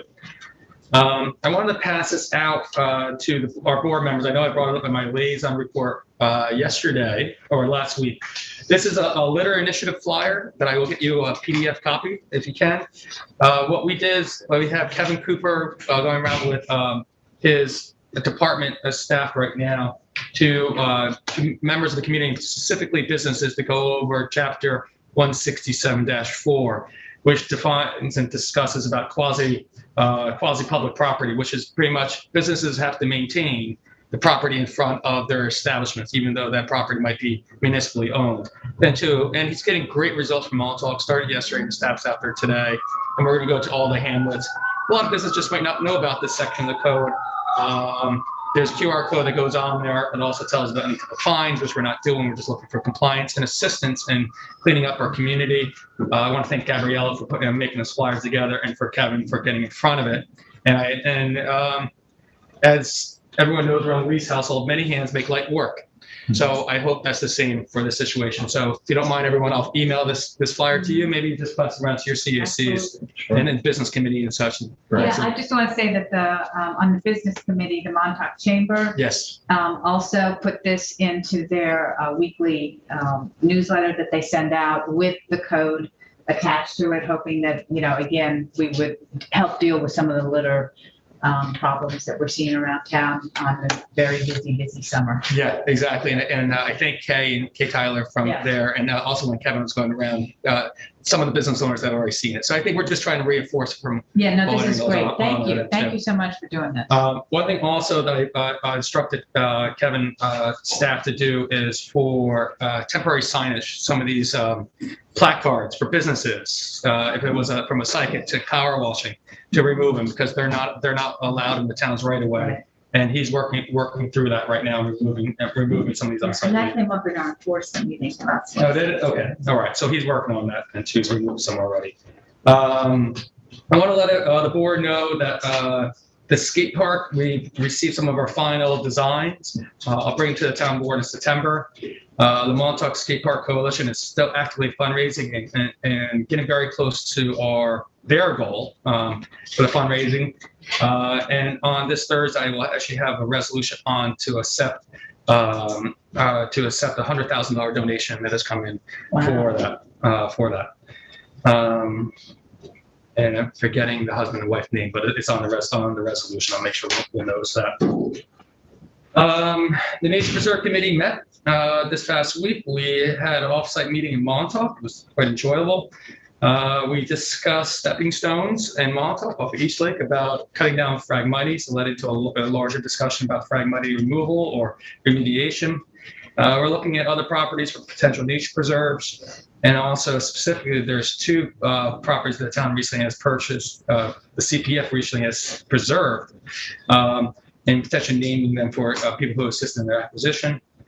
They sent a letter to the town board about Chesapeake Hole with engineering. Please review that and see where that might go.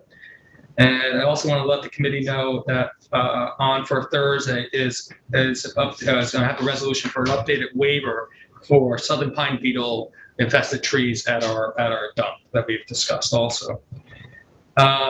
On Thursday, I also will have a resolution on that I tabled before.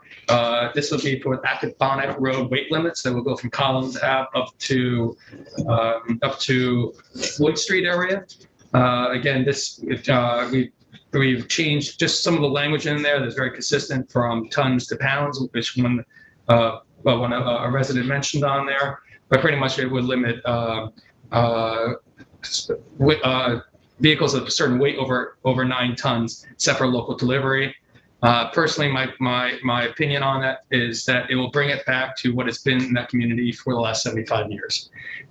When they raise the trestle, trucks can go underneath there and go up and down that road just to get to other locations. But overall, right now, it's what that community's had for 75 years because of the lower trestles. And can I just, Sure. So I had brought up in my liaison report last month that this was discussed at the Springs CAC, and they were concerned that that limited weight restriction on a portion of Accabonac, which is actually outside the Carter study, because the Carter study starts at Floyd Street and goes up Accabonac to Abraham's Path, that they wanted to see a more systematic approach to address this concern, and asked and passed a unanimous resolution recommending that traffic consultants be retained by the town to identify the residential roads that feed into the corridor and that weight limits be defined for such residential streets. I think this was not built into the Carter study, so I don't know if there's funding in there, and if the board is amenable, we could ask Ray Tobias to give us a proposal to take a look at that. But I understand, David's point that this hadn't been an issue before the trestle was raised. So, we need, I could ask Ray for a proposal, and then we could decide whether we think it needs further study.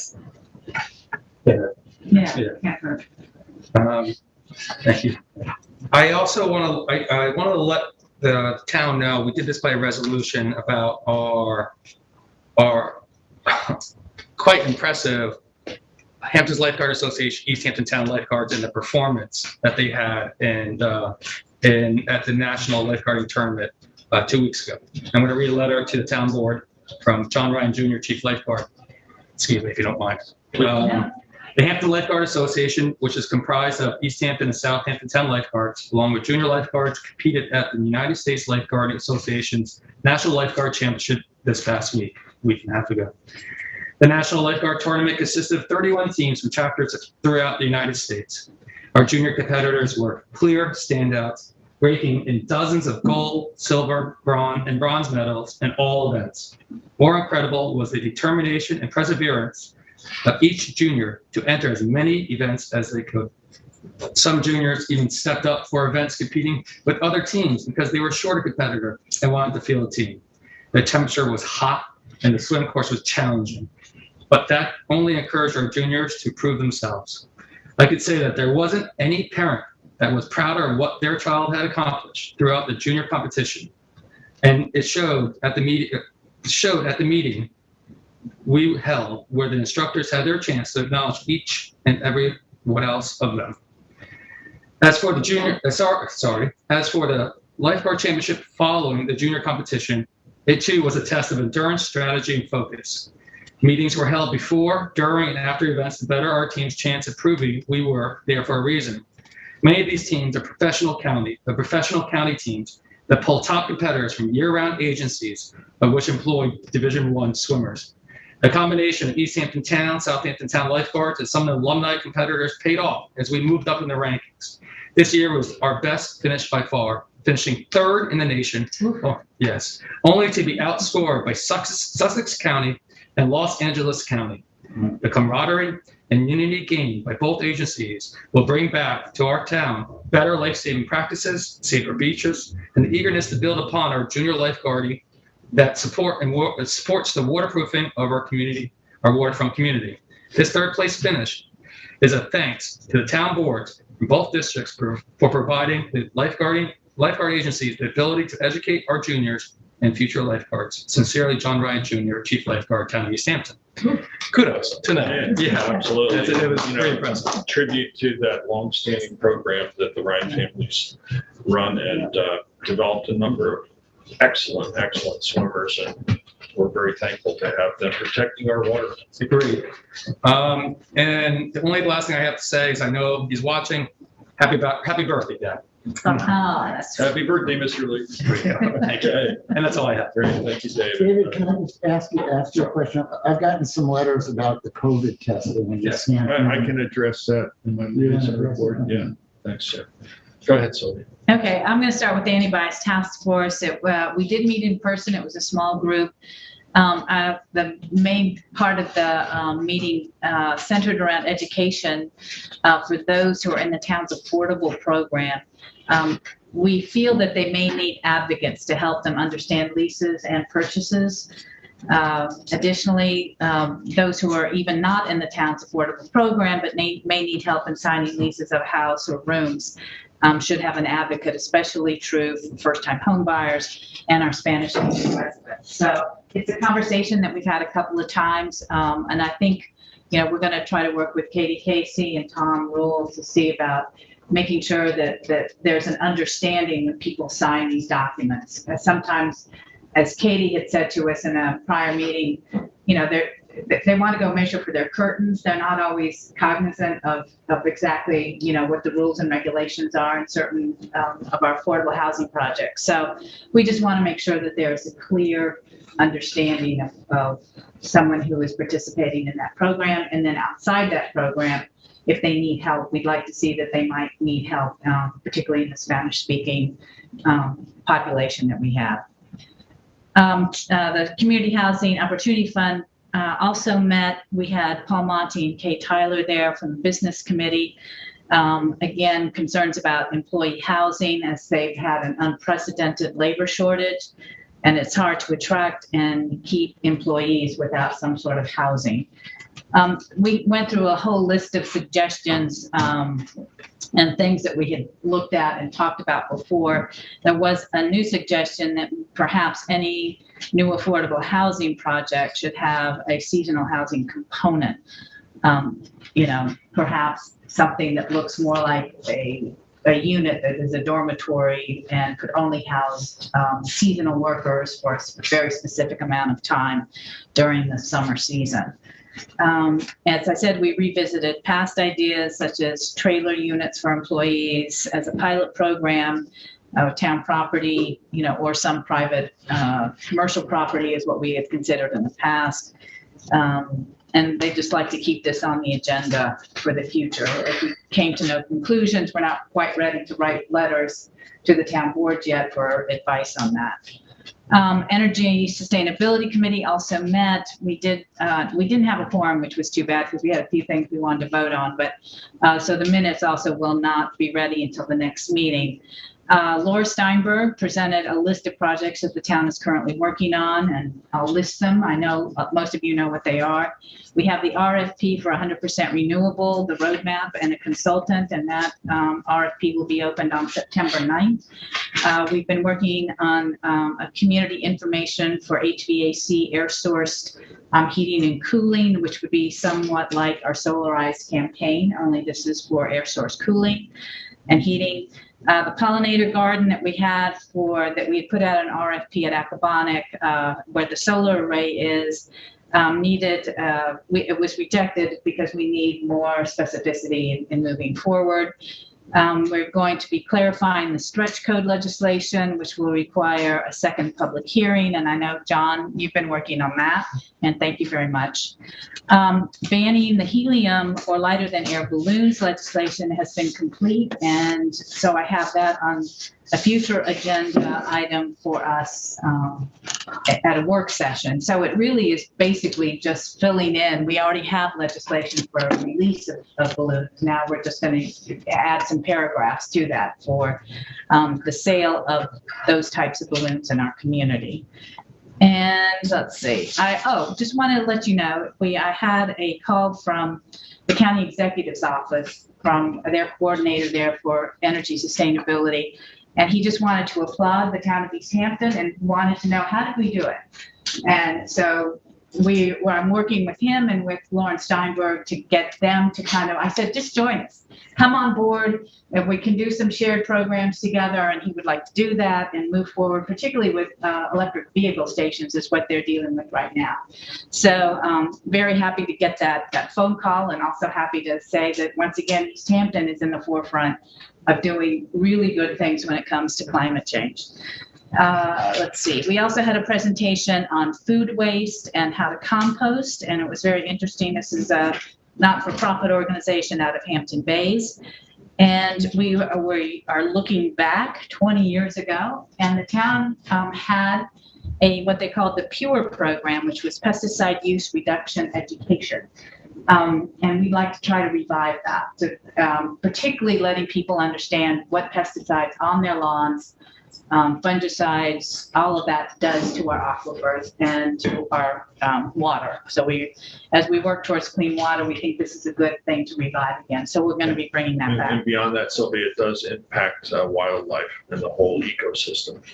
So yes, as we heard from Acabana Protection, had a newsletter about declining turtle population from pesticide use too. So exactly. And the Fisheries Advisory Committee thinks sometimes the scalp decrease could be from eelgrass decrease because pesticides killing off the eelgrass. So I think it's time, where you just testified right here, that it's time for us to bring that education back. What did PURE stand for again? It stands for, pesticide use reduction education. And there was at that time, 20 years ago, they did a campaign. There is some signage, and I've seen the signage that they used. So we want to move towards reviving that program again. The planning department, you have a resolution today for the new ZBA secretary. And last but not least, the bad news for COVID is that we are seeing an increase in the hospitals now. Southampton Hospital has 7 COVID patients, and Stony Brook Hospital has 40, and 13 are in intensive care, and 3 are already on ventilators. I did talk to Robert Ross about the ones in Southampton. He said all of those people that are at Southampton were unvaccinated. So this is, please get your vaccinations. And I'm glad to hear there's going to be a pod out in Montauk. The Southampton Hospital is also considering in September doing a pod at the high school. So again, please get your vaccinations so that we can all stay safe and that number in Southampton Hospital goes back to 0. So that's my report. Sylvia, Jeff? The Airport Management Advisory Committee met on Friday, and we went over the public engagement schedule and kind of described the mechanisms. They were interested in hearing it, and I think generally favorable to the process. They wanted an update on our status with the DEC on the presence of PFOs on the Superfund sites, and I advised them that the DEC had approved our remedial investigation plan, work plan, and that FPM, Fanning Silk and Molnar, as town consultants, we're going to start initial soil sampling pretty soon, like this month, August into September, and then that there is going to be additional well sampling as directed by the DEC, including on-site well testing, and later in the year, and that will occur later in the year, early into next year. And those steps are necessary in order to reach a full characterization of site contamination. Once that happens, then FBN will undertake off-site samplings, additional off-site samplings, to characterize the full extent and depth of the plume. And those are all sort of preliminary steps before we can discuss designing actual mitigation. Carolyn Logan Gluck was eager to see a meeting on the airport in Wainscott, which we've taken care of. There was some discussion about lead at the gun club, which we previously had and discussed. An interesting fact that came out was that Steve Tuma had been on his own monitoring the number of passengers that come in each flight for each operation. And you may remember that HRNA, we didn't have much data on it, they estimated 4 passengers per flight. And Steve's data, although I think it's not, extensive, but it's probably accurate for what he did, came up with a number like 1.6 persons per operation, which is pretty low. It's pretty was kind of surprised to hear that. So I'm going to pass that along to HR. Jeff, I thought where that netted out is that it's because he was saying, on average, there's 3 people per flight arriving and departing, except that, aircraft are going out empty. So it was counting on average, the empty flights, it was 1.6 passengers per flight, but they were going to go back and they were going to present the data in a different format where they just looked at arrivals, because for our purposes, we're doing economic study and we're looking only at arrivals. So Bernadette was going to go back and present the data in a different format. Yes, that's true. So I think it's premature to tell our HRNA that the number is 1.6 because that includes arrivals and departures. We need to wait until we get the figures from Sam. Well, there are other impacts from this data that are significant. The main one is, of course, greenhouse gases, because when that averaged number of 1.6 may be significant in terms of the greenhouse gases. Maybe I would say that it's appropriate to average your arrivals with your departures under those circumstances, because it tends to show that the greenhouse gas emissions are high. But greenhouse gases don't relate to the number of passengers. Yeah, just number of operations. That's operations. We already have that data. Well, it does relate. I think it's a significant fact to know how many people it relates to. I think that's something that the public will want to know.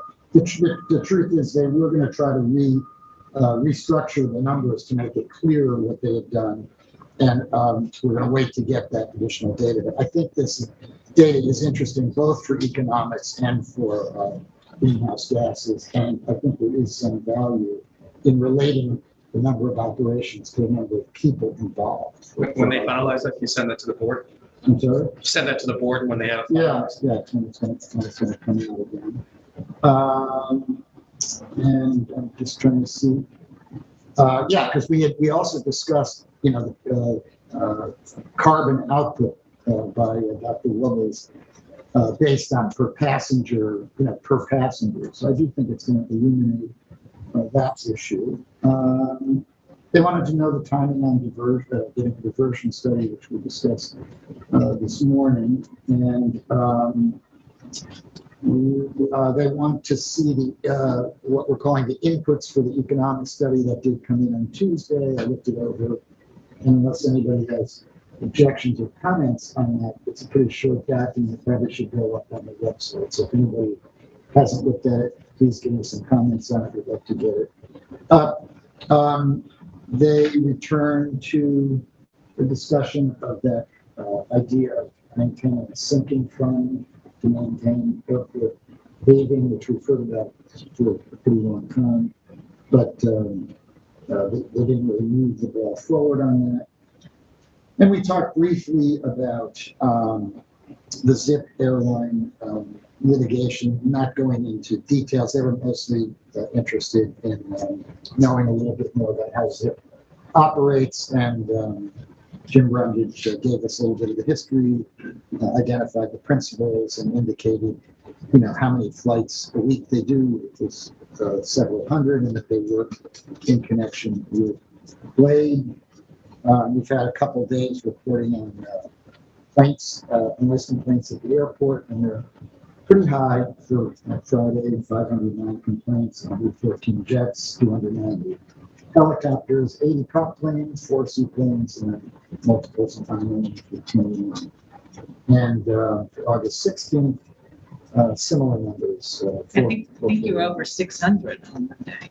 Yes, this one is 509, and August 16th was 441.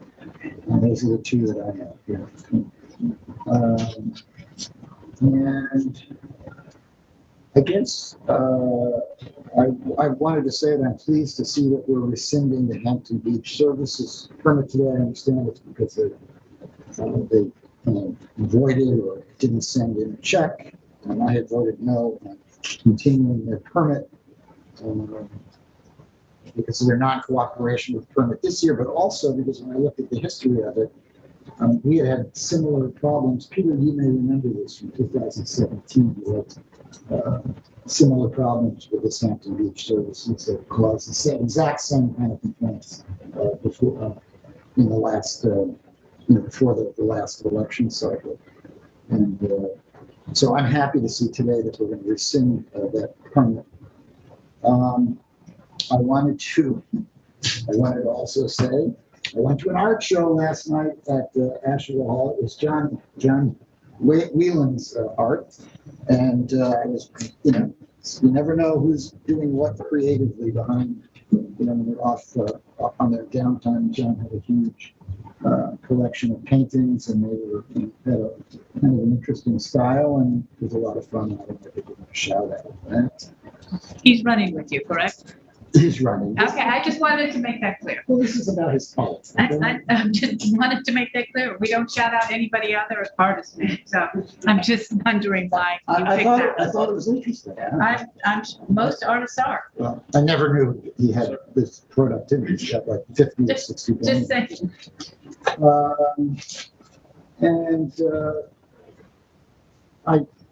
I've sat in on the Amagansett CAC and heard some concerns about, excessive build out on the Amagansett lanes, not a new issue, but I went down and looked at it, and it's true that I think we're slowly but surely losing the character of those lanes with their, sort of typical smaller house, greater setback, front yards, being converted, sort of hedged off. You have to call them McMansions, and there was some concern against the residents, I think is the truth. And I'm still trying to have some discussions following up with David McMaster on special events and looking at maybe noise provisions and how we regulate parties like the get going after the season slows down. But it does seem that the parties are getting bigger, louder, and more elaborate, and I think it's worth trying to see if our code could in any way help quiet things down, make it calmer, and we'll see how that goes.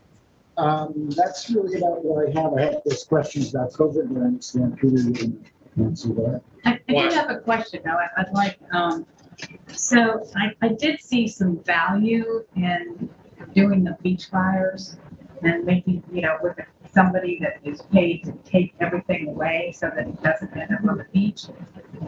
So in some ways, I'm very sorry to hear that they are not they're not going to pay for the privilege of using a community resource such as our beaches. But I don't know if all negotiations have stopped with Yeah, them. they submitted their check, because we don't, we would issue a permit unless you're paid in full.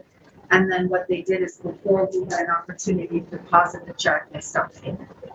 Wow. As far as the beach fires, I've actually circulated that to the beach advisory group, and we're going to discuss that once we get outside to discuss that this season. That's great. And we discussed it. All right. And also the Maltuck CAC, we've discussed it. So Yeah. shoulder season. I just want to say that when it was presented to us, it was presented as a much more benign use. It was presented much as you just described it, like, oh, it's just going to put a ready-made fire on and collect it. It hasn't been like that. It's been, sort of the nose of the camel into the tent, and they're providing all other services. They're lining up chairs. But what bothered me the most was that I could readily find that they had a history of non-compliance dating back to 2017. Kathy, I don't know if you remember that or not, but they had the same kind of violations that caused the uproar back in 2017. Right, and we discussed that at special event meetings, we discussed it at the enforcement meetings, and part of it is that it also takes a lot of resources of Marine Patrol because of their non-compliance, and we just felt for this one season, because they were doing, code compliant fires, it was a service. There are so many people out here, there are so many fires going on our beaches each night, folks are stepping on hot coals. It just made sense that we would, just for this one time, at one season, let them have the ability to Well, operate. And just so you know, they put in 2 separate applications. One application was for the evening from 6 p.m. till 12 midnight to do code compliant fires. The other application was a daytime application to be able to set up chairs and umbrellas, and we denied that.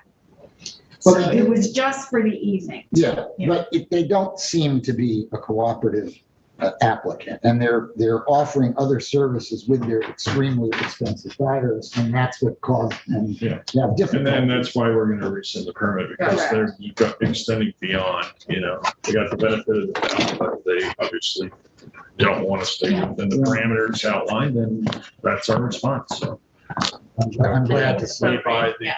Play by the rules or don't play. You're off the team. The other thing I wanted to just bring up, Jeff, that was interesting at the AMAC meeting was when Jim gave an update on operations and said that operations were up 12% over 2019, that jets were up in July versus all the other types of aircraft, which makes sense and tracks with the complaints that we're getting, because we've seen a shift in the days of the week, that Tuesday and Wednesdays are now, very busy, and that traffic is evening out at the airport. Because it used to be historically that Tuesdays and Wednesdays, for example, would be the quiet days. But now what we've got is a lot of folks who were second homeowners that are now in residence here, and they're flying out for a meeting or whatnot. And that's why I spoke to some folks at the airport, and they felt that that's what was happening. That's been a trend for quite a while, that there's reverse commuting via jet into New York, and it's one of the reasons that his fuel, other than the cost has been going up, but he also said it's one of the reasons that the fuel bills for jets are going up. So that is a change in the use pattern, no doubt. So on Monday, on plane noise for complaints, there were 638. And of those, 186 were jets and 277 were helicopters. So the jet traffic, just, casual observation, not even being at the airport to watch, it's been greatly increased. Yeah, we're hearing about it. There's no question we're hearing from people who are identifying the jets as a really major source of disruption of their ability to enjoy quiet weekend. Well, I think it's really the volume of the aircraft, as much as anything. I mean, being, having disturbance occasionally versus continually is very different, and it seems to be continual within certain times of the week. And I think we know we have to address that in some way. So that's why we're moving forward with our re-envisioning. Anything else, Jen? No. Okay. So Sylvia alluded to it, the uptick in COVID cases on the South Fork at the hospital. We're seeing more cases. We had zeros in terms of people who were hospitalized for COVID for some time. That's now 7 people in the hospital, as Sylvia stated. And, we're concerned about this uptick. And in response to that, on Monday, we reinstituted mask wearing inside buildings of town facilities, town meeting hall. You can see now we're all wearing masks as well. And, there may be cause to go back to remote town board meetings. We're monitoring that. It would require the governor to issue an executive order to suspend the open meetings law at this time. That hasn't been done. I'm not sure if that will be done. I would also hope that the state legislature would take up the open meetings law and amend it to really reflect modern society now that so much can and is being done virtually, to allow for video conferencing of town board meetings and telephone callers to come in, and that those comments could be part of the public record. I don't know what the timeline is on that, but I suspect there will be more and more interest in amending the open meetings law to reflect those changes in our society.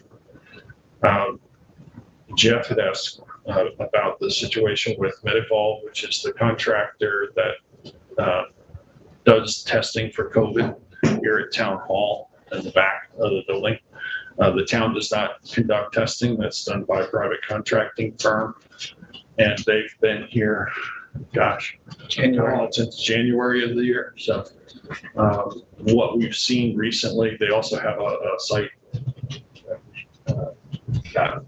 out in Montauk. It's near the state boat ramp parking lot. And, what we found is that times when COVID surges and there's concerns that there's a dramatic increase in the number of people that want to be tested. And what's happened recently is that the volume of folks that wanted to get tested has outstripped the capacity of that company to keep up. Have raised concerns when I've heard from members of the public saying that the test results are not coming back in a rapid enough to be really usable. Right. If you're not getting your test result within about 3 days, it's really irrelevant, I think. People need to get tested for travel. They need to get tested for work, for school, et cetera. So I made it clear that the company would have to make adjustments so that they can deliver results within a timely way. And that might mean reducing volume. So they, in response, no longer are taking drive-up walk-ins. You have to do it by appointment only. That's been the case. We had this meeting on Thursday. I believe they instituted that on Friday. The very next day, I was very clear about the fact that if they're operating on town property, that basically they are in some way representing the town, and that all of the services provided had to be, at the level of acceptance of the town board, and that they would have to make immediate changes. They also had some technical issues that they described that caused some further delay, in that they have a scan system for the tests. They automated a lot of the testing, and that what they realized that some of the scans had a 0 placed before the number, and the other software was compatible with having a 0 in front of it, and that was causing problems. They didn't figure out that problem. I said that's understandable, however not acceptable. They've gone back to using their previous portal, which worked more efficiently, and while they work out the bugs that newer system. So those two things came together. I think they were trying to increase capacity to keep up, but that new system failed. So they're going to have to reboot it. So I've been hearing though that because of the appointments, the numbers are really, really down. Like that they're only, I think I got a message that they were getting like 30 appointments a day as opposed to 100 a day. And I'm just wondering if there's anything we can do to control them and to increase the value. Because now it's definitely. Well, we actually had to get them to decrease the volume because the tests were irrelevant if it took 10 days to get the test back. So, it's been an ongoing issue. The small town of East Hampton is now responsible for making sure people have access to testing. We took on that responsibility. I don't believe that's typically the situation here, that the federal government should be involved, the state, certainly county health department. We don't have a health department. Private providers do have the ability to test, but we have a lot of tourists here. They don't have a doctor. Doctor's office next door, was offering testing for free to the public. He's not doing that anymore. Only his own patients, I believe. So, and that may be the case with other healthcare providers. So, I don't know is the hospital even testing the general public now. I believe they are. The hospital is if you go to Parish Hall, next to the emergency. So, we'll have to update, I think, those locations, because the ones that we had on the site were maybe not relevant anymore. We're going in reverse. I think that's the bottom line here. We don't want to do a retrograde back into lockdown. And, so on Thursday, I participated in a panel discussion, the press executive session series with other community organization representatives. Bonnie Cannon is the executive director of the Bridgehampton Child Recreation Center, with Minerva Perez, Ola, with a number of health experts within the area, within the region, including Dr. Weinbaum from Southampton Hospital and some other experts. And we had a very frank discussion about vaccine hesitancy and, what we each were seeing and what we thought the causes of vaccine hesitancy were. And it was a very informative discussion because we had the various healthcare professionals that were involved with us. And, I think a lot of the reluctance deals with a lot of misinformation that's been put out. Unfortunately, things got politicized. But I think what's really important to point out is that at this point, COVID is a serious pandemic for those who are unvaccinated. And we're seeing that the people who are in the hospital now because of COVID infections are unvaccinated. And, that's so avoidable. And you are much more likely to die from not getting vaccinated than to have any kind of side effects from getting vaccinated. And this is a point that's been reiterated over and over. And I just would urge everybody, don't wait until it's too late, because the COVID Delta variant is so much more virulent and spreads so much easier than the initial disease. Many, many times easier. So, again, we just warn the public, please, if you're going to be indoors with others, you should be wearing a mask. You can be vaccinated and still contract COVID. And symptoms range from absolutely none to some mild flu-like symptoms. And this is true with the flu vaccine. You can get the flu vaccine and there can be a breakthrough case, but getting a serious illness when vaccinated is almost non-existent. Such a very low percentage. So, we're reiterating that to the public. We're working with some of those other organizations I mentioned because of the relatively high rate of hesitancy within those communities. So, I'll be meeting again with Bonnie Cannon and Minerva Perez and partnering, helping with her set up that pod Montauk for additional vaccinations. She's involved with that at the Southampton Hospital. So, we're going to continue to do what we can to help keep the public safe. But it's very concerning. I don't want to have to be here wearing a mask. I want to get to the point where we're over this. And it's really not fair to our healthcare workers. I mean, think about it from their standpoint. Here they are putting their lives at risk all through the pandemic, working very long hours to save lives when there was no vaccine. And now there's a vaccine and they may be forced to do that again. And that's not fair to them. It raises the rates of insurance across the cost of the medical system, plus the economy. We need to do the right thing here. People get vaccinated. We got the census. The U.S. Census was released for 2020, and some of the results are not surprising.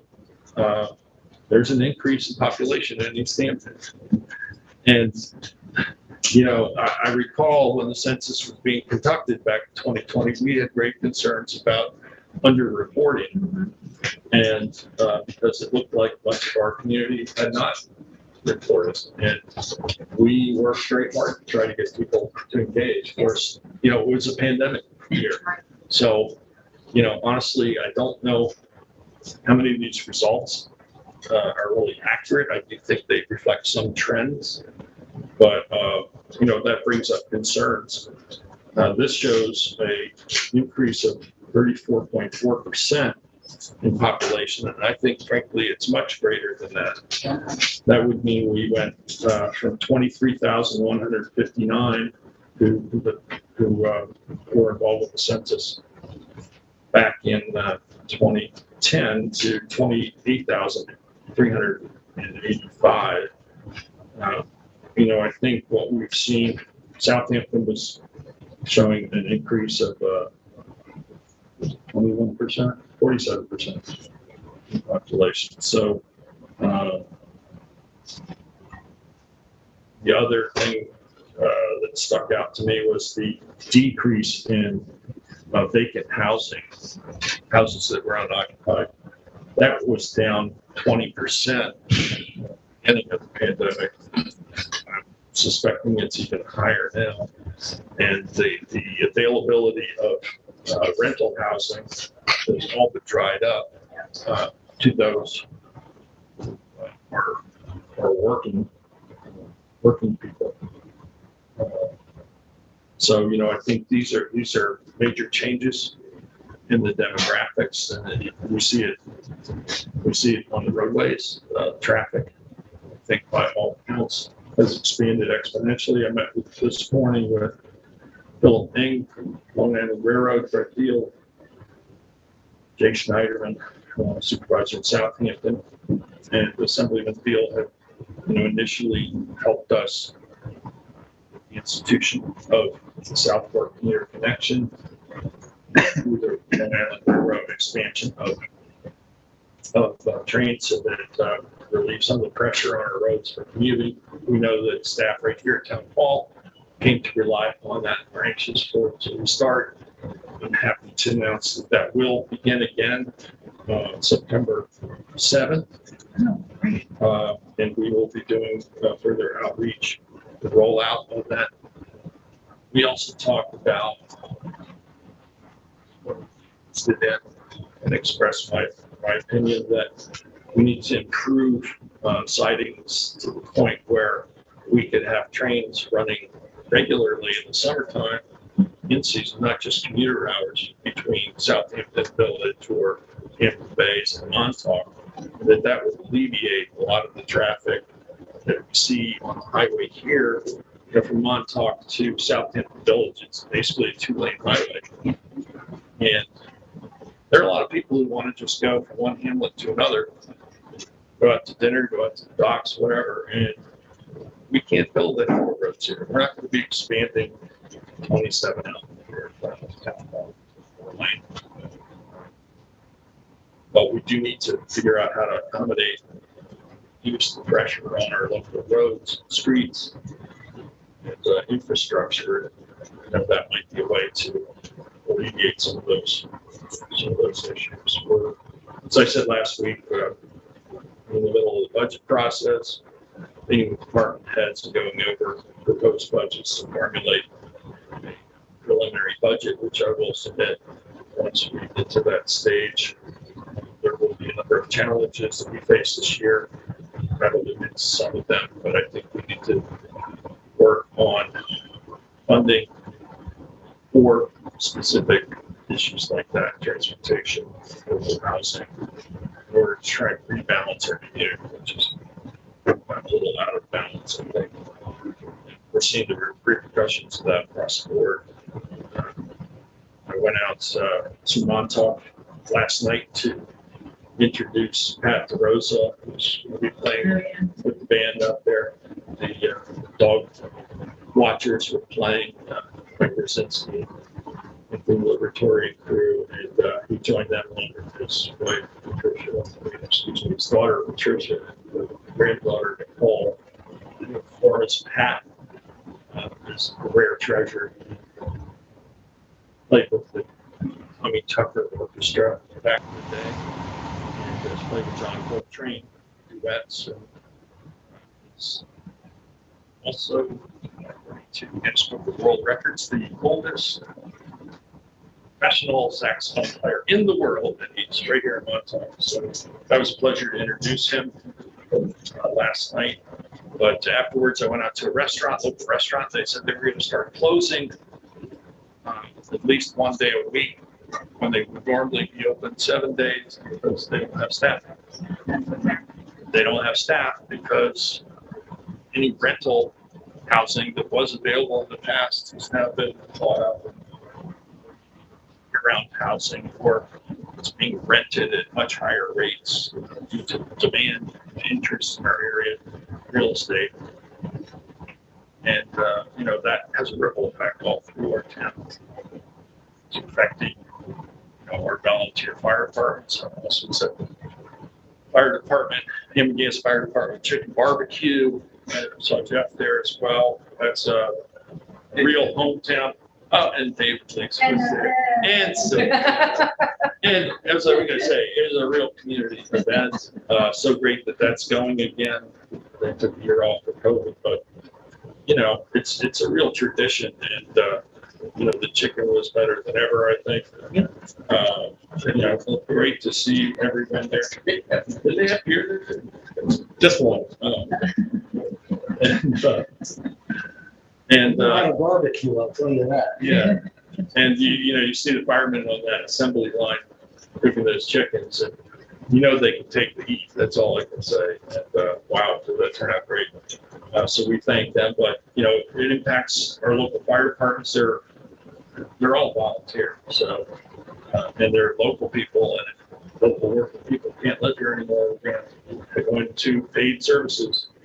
And that would be a tragedy. We have people of generations of legacy membership in our local fire departments, community service that really is the backbone of the community or working people here.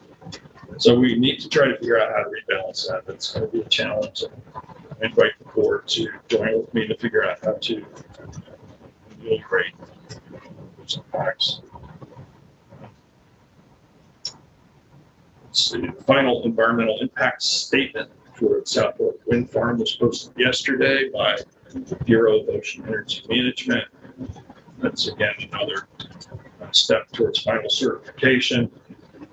We'll put the link to that voluminous document on the town website. It's 1,317 pages for anyone who I'm not trouble downloading it. I mean, I'm not sure copying it out. I'm not sure you could without a special Dropbox or something. Yeah.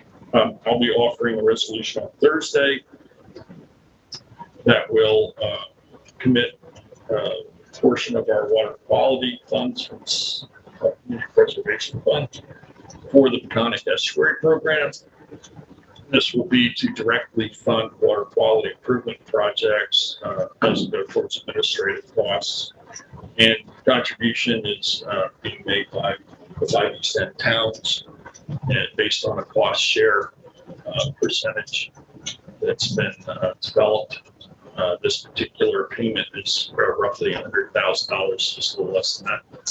And that again go directly towards water quality improvement projects. And it's important that we address water quality in the bays in a regional way because we all are in the same system. So by putting our resources together, we can support the estuary program, and it also will help us leverage more grants for water quality improvements for that organization, which serves us all. And I guess that's all I have for now. So we do have some resolutions to offer. Starting with resolution 2021-931. It is approval of various special event permits. It's for the Sirius XM radio, Secret Show, Stephen Talkhouse in Amagansett, Thursday, August 19th, Sunday, August 22nd, Thursday, August 26th from 6 to 8:30 p.m. I'm going to recuse myself as a joint property owner. Second. All in favor? Aye. Aye. Pass and carry. Not so secret though, since we're doing. Anyway, just step one. That's their name, not ours. 2021-932 is to rescind the special events permit to V&A Hospitality, Hampton Beach Service, Resolution 2021-859. We authorize the issuance of a special event permit to hold beach fire services at beaches in downtown Montauk, Indian Wells, and Beach Lane. Resolution 2021-869. We modified the event permit to hold the beach fire solely in downtown Montauk. Hampton Beach Services failed to pay the fee, as we discussed earlier. And so this, we hereby revoke for non-payment of fees. Second. All in favor? Aye. Aye. Pass carried. 933 is to accept the installation of flooring at the town-built spring school building. This is the folks who do a pre-K program at spring school called Just Kids have offered to pay the cost of installing vinyl floor in the town's SYA building, and that's prior to commencement of classes, and it's at no cost to the town or the district. Second. All in favor? Aye. Aye. Pass carried. I'm very happy to offer resolution 2021-934 to appoint volunteer student intern Harry Hunter in the town supervisor's office, retroactive to August 16, 2021 through August 20th, 2021. Second. All in favor? Aye. Aye. Pass carried. Resolution 2021-935 is to appoint secretary to the zoning board of appeals, Laura McPherson, at an annual salary of $55,000 per year for a 40-hour work week, and effective retroactively to August the 16th. And 63-day waiting period for the health insurance and a 30-day waiting period for dental vision insurance is hereby waived. Second. And welcome aboard, Laura. Second. All in favor? Aye. Aye. Pass carried. Resolution 2021-936 is to approve a justice court submission of a grant application to the New York State Unified Court System in the amount of $30,000, and upon approval to enter into and execute a project agreement with the state of such financial assistance to the town. Second. All in favor? Aye. Aye. Pass carried. Resolution 2021-937 is to retain Clark and Marshall to appraise 54 Industrial Road, property in Waynescott, and the fee for the appraisal services would be $1,200 payment from outside professional account. Second. All in favor? Aye. Aye. Pass carried. That concludes our town business. Any other resolutions or items? Okay. I make a motion to enter into exec session to discuss the acquisition of real property and to receive advice from counsel at 3:30. Okay. 3:30. 3:30, that's good. Okay. Do I have a second? Second. All in favor? Aye. Aye. I'll send out a link to you shortly. Thank you very much, everyone. Stay safe and be well.